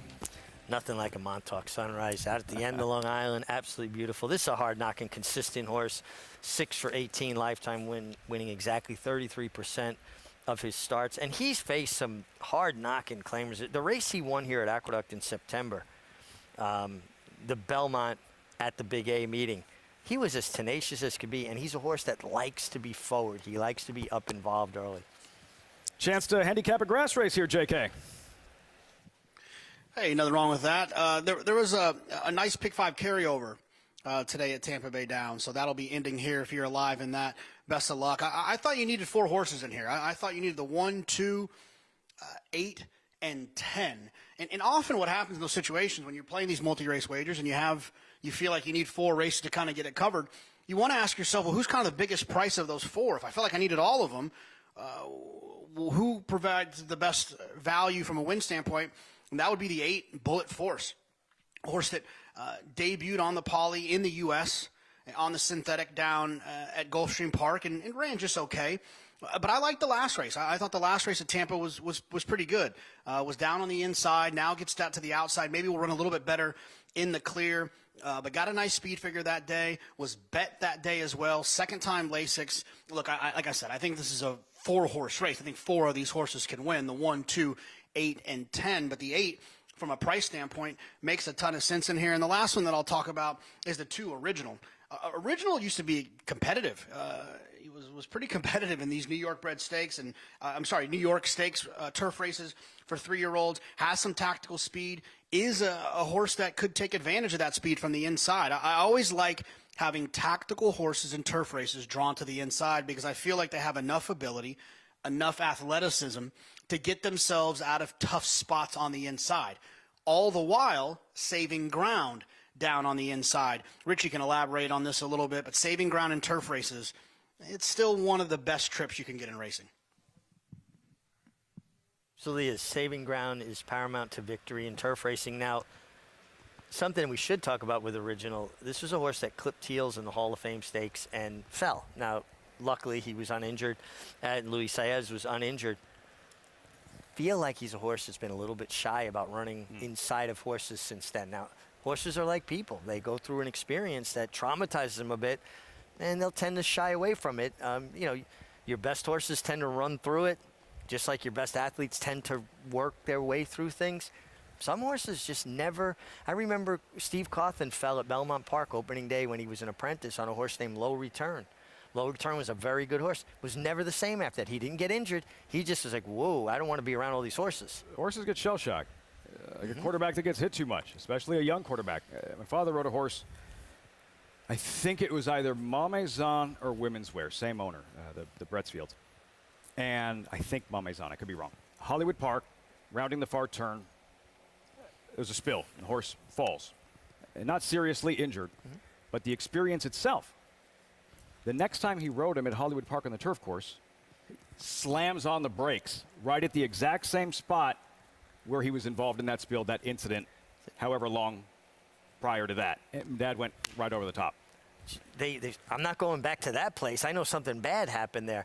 And listen, that happens to riders. Some riders just can't take the shock of their first really bad fall, and you're going to have bad falls. You've got to have a certain mindset to say, I'm going to think about it. I put that away. That's in the attic. I'm not going to have that omnipresent in my mind.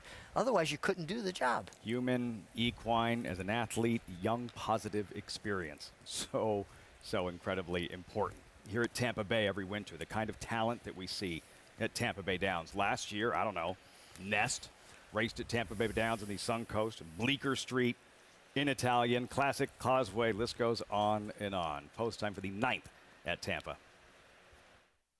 They're in the gate. And the race is on. Caught him in a good line. Tapsational in the center. Original shows speed. Indian Fever is close up as well. It's going to be Tapsational, Indian Fever. These are the two that lead them on to the main course proper. Original just in behind them along with Montauk Summer. They race as a team 3rd and 4th, about 2.5 off the leaders up front. It's a space of 3 more back to Bullet Force in the pink colors, who came out in 5th. Another 2 then after that, back to Ashab and Azure Sky. They race as a team back 6th and 7th. And at the back early on is Creed.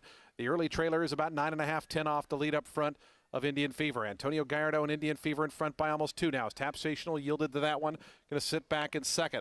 The opening quarter in 23 1/5 seconds as Indian Fever, long shot, takes them down the backstretch, 2 in front of Tapsational in 2nd. Montauk Summer out in the clear is the co-favorite. The other favorite to that one's inside is Original. They're 3rd and 4th. Length and a half more, then back to Bullet Force. Ashab starts to advance on the far outside in those bright yellow colors. Then we come back to Azure Sky, and still nothing yet from Creed, who's at the tail. But now just 7 lengths cover the group as they take closer order. 47 seconds for the opening half mile. Indian Fever, Tapsational once again coming up to engage on the outside. As they run past the 3/8 pole, it's Indian Fever, a neck in front. Tapsational getting closer. Montauk Summer looms up 3 deep, trying to come after this top pair as they turn toward the top of the stretch. The new leader is Tapsational. Montauk Summer right up alongside. Original in the white cap going to look for room as Bullet Force tries to come through. Creed is onto the scene just in behind, going to try to look for a seam. Going to go toward the inside of Montauk Summer. Montauk Summer's the leader. Creed now has daylight, tries to come through down on the inside. Also Bullet Force back there in 3rd. Here's Creed, who surges to the front. Montauk Summer back to 2nd. Creed, the eye of the tiger, won at 2.5. 2nd was Montauk Summer. 3rd, Bullet Force. 4th was Tapsational. Eye of the tiger, not bad, Jason Beam. Come on, Creed. Creed in the 9th at Tampa Bay Downs. Nice rally from him, huh? Like he really punched his way through mid-stretch. So, well, what'd I miss? Nice, what'd you say? He punched his way through mid-stretch. Tell me you're a Rocky fan. Oh, of course. Creed, victorious Tampa. Summer Shoes, exciting finish in the feature at Oaklawn over the favorite Connie Kay, ridden by Chelsea Bailey with Paul at Oaklawn Park.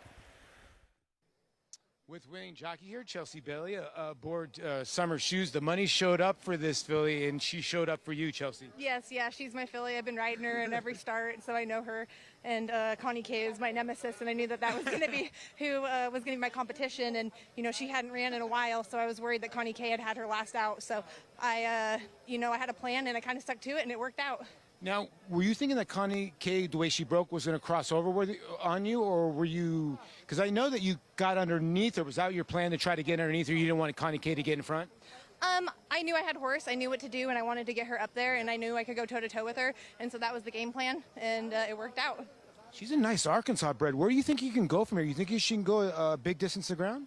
I think she can. She doesn't really ever get tired, and I mean, I think she's kind of versatile each way. I mean, she's a really good, strong filly. I mean, she's a superstar. Well, congratulations, Chelsea. Changing it over to that left-handed stick late got you home, and congratulations to Summer Shoes. And Mr. Swearington's having himself a nice meet.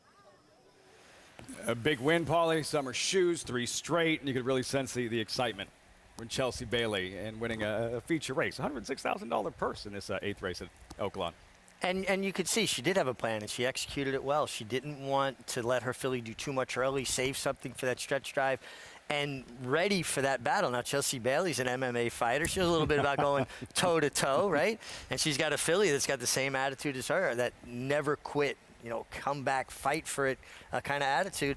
And I think Chelsea Bailey's improved markedly from last year, watching her as a 7-pound apprentice, now as a journeyman. I see a lot of improvement from her riding and a lot of poise, which is something that doesn't always come with the physical improvement of riding. You've got to almost slow it down and be calmer and start seeing it better mentally. Not going to intimidate Chelsea Bailey. And that fine line between intimidation out on the racetrack and a foul. Gray area. Have to know how to nurse it just right. 9th and final, Oaklawn Park. Close the show with Arkansas bred maidens, $20,000 maiden claimers, fillies and mares, 3 and up. 3/4 of a mile dash, and KJ's Pistol Annie, the current favorite, 2-1. That's next as we wind things down on America's Day at the races. Still ahead to look ahead to the Smarty Jones 3-year-olds at Oaklawn Park in that first stepping stone towards the Arkansas Derby. We'll be right back.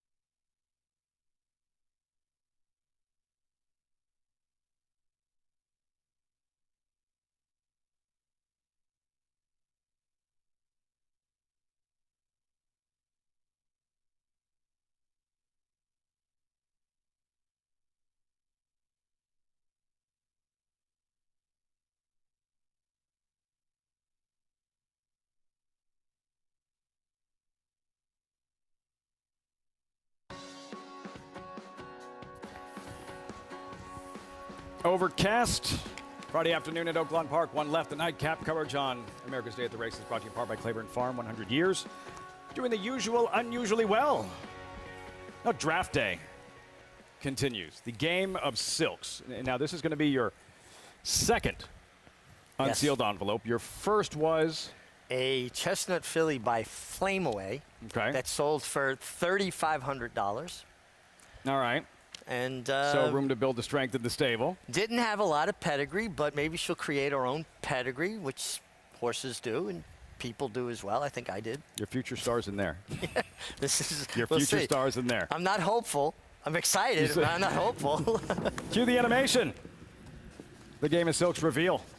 And the envelope, please.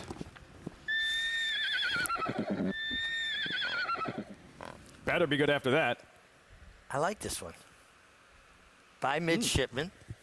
A lot of pedigree, a lot of black type on the bottom side. We talk about black type. That's that bold-faced type that you see on a pedigree page. It tells you the family is accomplished in stakes company at the highest level. Midshipman with champion 2-year-old. I actually won a race for him, on him at Belmont Park in his comeback for Saeed bin Sarur Godolphin. So some sentiment there as well. So I have, a little connection here, a little familial connection. Sold for $40,000. Let's take a look at this filly. I'm liking what I'm seeing here. I see a very well-balanced individual, a very strong, stout kind of filly. I think this is the kind of horse that could be early. We might get, a little action early, which we like. The precocity. Yep. Midshipman, as you mentioned, such a good 2-year-old, versatile, won that Breeders' Cup Juvenile at Santa Anita, I believe, during the synthetic/pro ride era, I believe, which was more like a turf course. Midshipman, look at that. In your stable. I'm very happy. I really like this one a lot. The mare has produced 4 foals to race, 3 winners, including a stakes winner, sprinting on the turf. We got a lot of turf sprints around the country for 2-year-olds now. Midshipman, I like it. I'm very, very pleased with this draft pick. Have you ever competed with a fantasy horse racing? Have you ever had a fantasy stable? Have you ever played fantasy football? I have not done any of the fantasy football, any of that. The closest I've come to anything with fantasy horse racing was playing Gallop Racer. With my son Joseph, we had our stable, and we bred our own horses. I bred a filly in that game that not only won the Triple Crown on dirt, won the Arc de Triomphe as a 4-year-old. Top that. That sense of pride, that sense of ownership, right? If you've played fantasy sports, this thing really has the potential to take off. You have to check out this 3D interactive website. Visit Silks.io. This is where the metaverse meets horse racing ownership and turning horses into a digital asset. You know what, too? This horse is a Minnesota bred. We could see her maybe at Canterbury. We do a couple of those night cards. Would that be cool if she ran on one of them cards? Yeah. That was fun. Might come out of retirement to ride her. You look like you could still ride. Good second-round draft pick. Who emerges victorious in this 9th and final at Oaklawn? Horses, as you can see in that indoor paddock. Post-parade and the 9th from Oaklawn next on America's Day at the Races.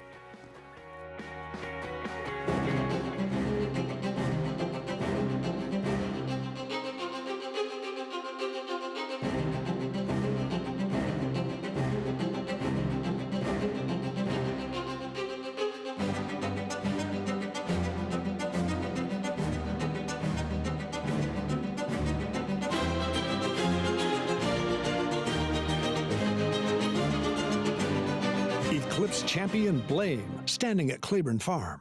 How do you become the gold standard in racing partnerships? One partner, one horse, one victory at a time. Flight line, 20 lengths clear. Congratulations to all our partners who have made West Point the gold standard for the last 3 decades.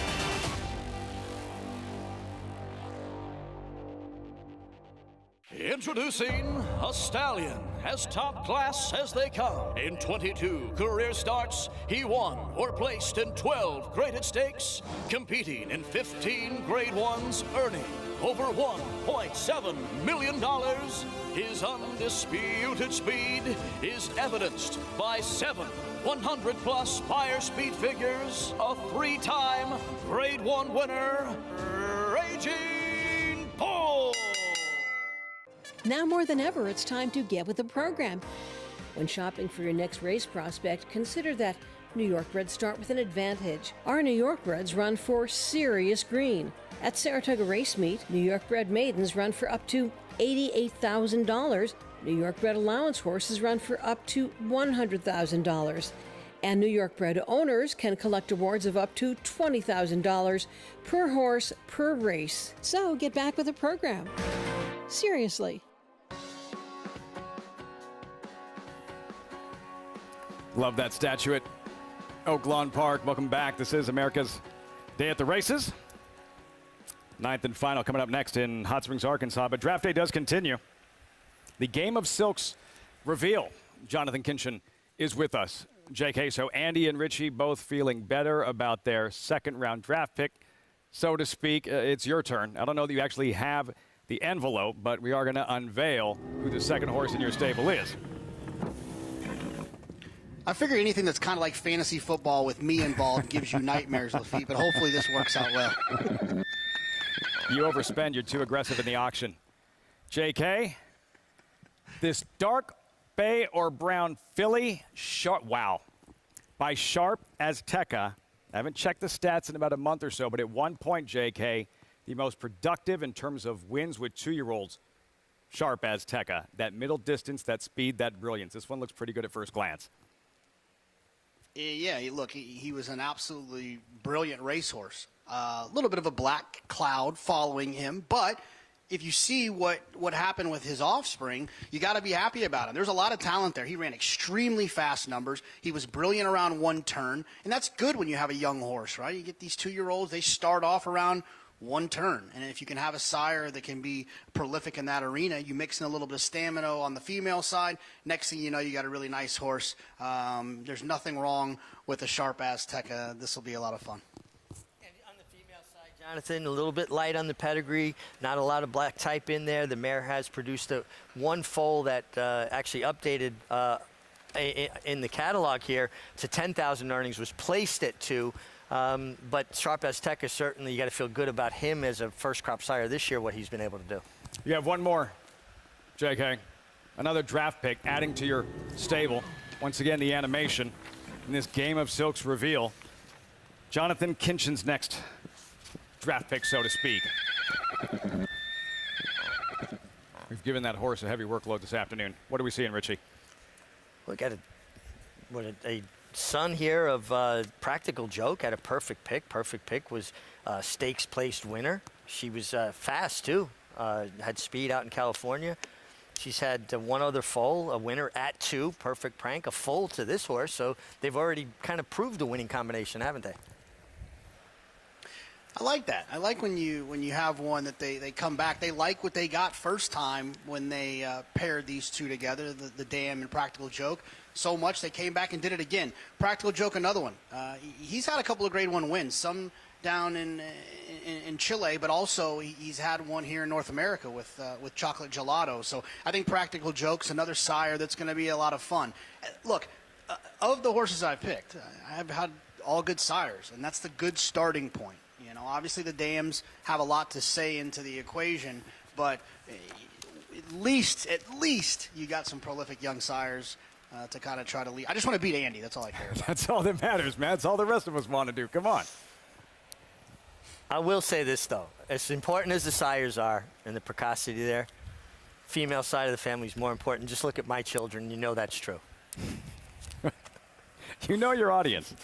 You know your audience. Well done. Valentine Angel, post-parade time for this 9th and final at Oaklawn Park, contender 4-1. Yeah, has shown brief speed in both her starts. Comes back off a layoff. Looks like she's working well. Sweet Baby Kate, 34-1 off the board in her first 2. Yeah, he's going to have to really step it up, but drops in class. KJ's Pistol Annie, 2nd in her first 2. The favorite. Yeah, takes the blinkers off, returning here. Get Chelsea Bailey coming fresh off a win. Sweet Holiness, an 18 race maiden, 3 second-place finishes. You know, has races that make her actually a little bit competitive here. It's just hard to pick a horse that's 0 for 18. A little bit of chrome for Danny Pish, a 6-race maiden. Yeah, just as much as the Remington Park form has done well at Oaklawn, this horse's races leave a lot to be desired. Lori's Eyes, 10-race maiden in the money in 4 of those. A couple of races that would be competitive here. Comes off a layoff, steady work tab. Bootlegging Girl at 8-1, class drop. Maybe the class drop is the key. A couple of races when she did run for maiden claiming in the past were her best races and just easier company. Ms. Casella, 38-1, 4-race maiden off the board in each of those. Yeah, another one taking that drop in class, and it looks like a very appropriate drop in class. Number 10, the Carmen line is out. The second choice in the wagering on the outside. There is Alleluia Angel and Kylie Jordan. Yeah, turning back in distance off the layoff, and her first 2 starts were okay sprinting. It looks like she was a little better going longer. I wonder if this isn't a place maybe to get her started. That's the field for the 9th and final 2 minutes out to close the Friday show. Polly, it's about that time. The reveal. The horse headed to your stable in this Game of Silks. You feeling pretty lucky? You've had a good afternoon. Just had a, $14, $15 winner out 45 minutes ago. Yeah, listen, I'm happy as can be. And for me, to just get 3 horses, I don't know how anybody can complain a la Andy Serling. I've gotten a Cantheros and a Midshipman, so I do like so far what I've gotten because I want speed. I don't want, Pleasant Tap on top of Dynaformer, and they're going to be steeplechase horses. What do I got here, Lafitte? Now you have speed and precocity. This colt by Munnings. You've got a $320,000 Nice. Munnings, Paul, with a really strong female family going back to all that good Ned Evans pedigree. Horses like Possible Mate, Fairy Wait a second. Garden. Wait. Yeah. Dream Empress won the Alcibiades. Because I was in the Alcibiades with one of my horses, Grace Anatomy. She won it in 2008, and I want to say that's over the synthetic. Now with Munnings on the top side, this horse could go both ways, as in turf too as well. So I actually love this pedigree. This is my favorite. So now I got a Munnings, a Cantheros, and a Midshipman. Munnings a little gray. Midshipman was a little gray. I like a little gray. I A like lot it. of I promise like and this potential track with back this there. one. I mean, Dream Empress second in the Breeders' Cup Juvenile Fillies. I mean, there's pedigree here, Paul, and the fact that this horse sold so well says that from a physical perspective, he must have been a standout individual as well. Pedigree and physicality, I think you might have the package here, Paul. I like it. I like it. Bell's the ones in the family. And you know what? One of the siblings is still running right now, split decision. Is 1 for 10, right? I think 1 for 11 or 1 for 12 lifetime. So we still got to, no pun intended, decision to see how good she is. And maybe if she runs well, then, hey, the Munnings horse will be obviously worth a lot more. We can get to race number 9 here, Lafitte, to close out the card. And, you know, it's a really, really difficult race. If you're alive in these pick 5s, they're very, very good. And Chelsea Bailey's taking the money. KJ's Pistol Andy here. Blinkers going off. Another horse here. This is for Tammy Hornsby. Another horse by Commander Shoes. We've seen these Commander Shoes. Deputy Commander goes back to Deputy Minister. You know, the horse in the last race had Summer Squall on the bottom side, so completely missed that. So the pedigree is ripe for, obviously, the off track. The one little rocker I thought was very interesting because when you look at some of these races, sometimes I try to focus on what these horses were bet first time out in these races. Were they just misnomers in their first start? And you look at Little Rocker, you know, he's kind of been bet in both of his starts, or she has, excuse me. In her last start, she did get bothered a little bit, but she did not do a lot of running. I think she blasted out of there from the Arkansas State Bred down to the 20 there, and maybe can get to the front end. It looks like the 1, 2, and 4 all look like they're going to try to blast towards the front end. The 2 dropping for Christian Torres, and Johnny Prather. Johnny's a very good trainer, too. He's very unappreciated. Hallelujah Angel. The horse on the complete outside is taking a ton of money here for Kylie Jordan. This horse has been working supposedly well in the morning. And I have said this before, when Kylie and Chelsea, both of them, when they take money, they're usually very light, especially Kelsey Hart, too, at Robert Klein. So the 11 is scaring me here at 7-2, but I'm going to give the slight edge to the 1 here, that this horse has been getting bet, you know, in some tougher races, probably needed the last race.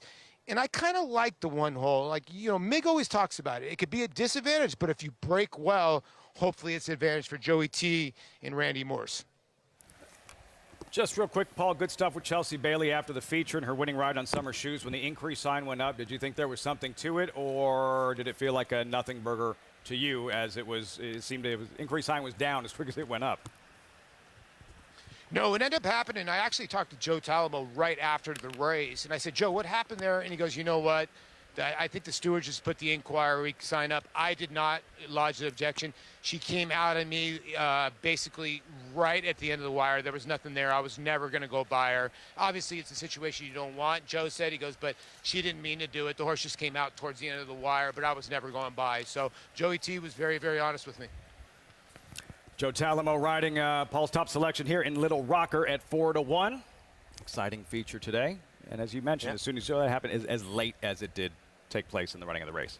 It did. And you know what? I like when riders like Joe Talamo talk like that. It shows good sportsmanship. And you know when you're not going to get by a horse and when you are. Now, I wish I was that much of a good sport when I was riding. I would imagine you also don't want to be known in the jock's room, especially by the stewards, as like the boy who cried wolf, right? Absolutely, because then when you claim foul, they're going to tend to roll your eyes. This guy again, yeah. right? Only really claim foul when you feel like it absolutely cost you something. Joe Talamo, there he is. Red cap on Little Rocker. Paulie's top selection. See how it all unfolds. 9th and final from Oaklawn. Vic Stauffer standing by.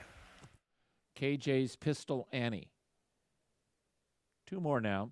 Sweet Holiness and Hallelujah Angel.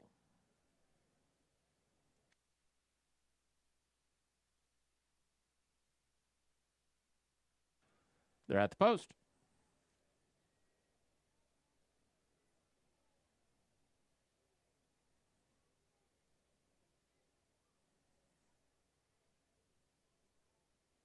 They're off. Valentine Angel and Little Rocker, the inside two, shows speed.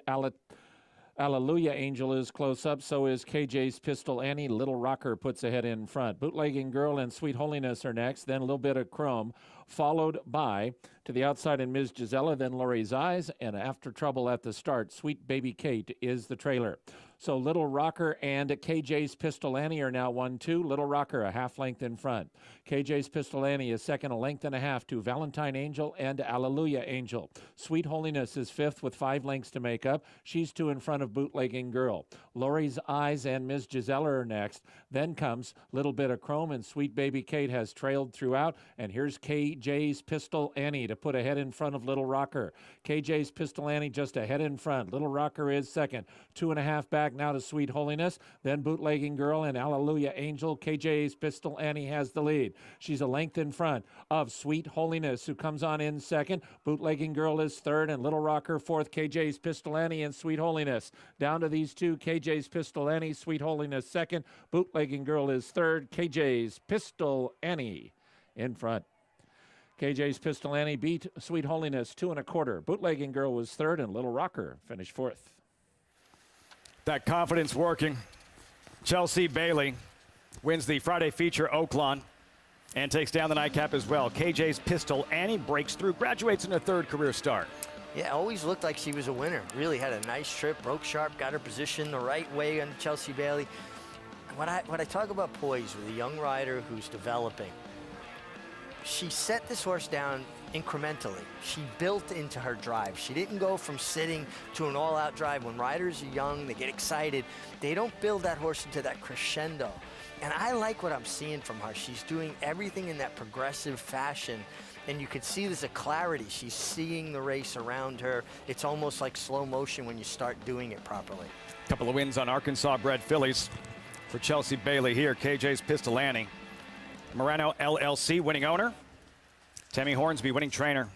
Bailey with back-to-back wins to close out the program, and we'll close out the show. Wind things down when we come back. Have the results and a look ahead to stakes racing, Aqueduct, and Oaklawn Park on this New Year's weekend.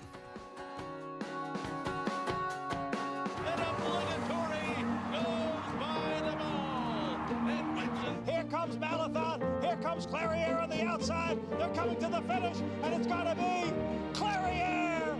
Nest, much the best. She won by better than 10 lengths.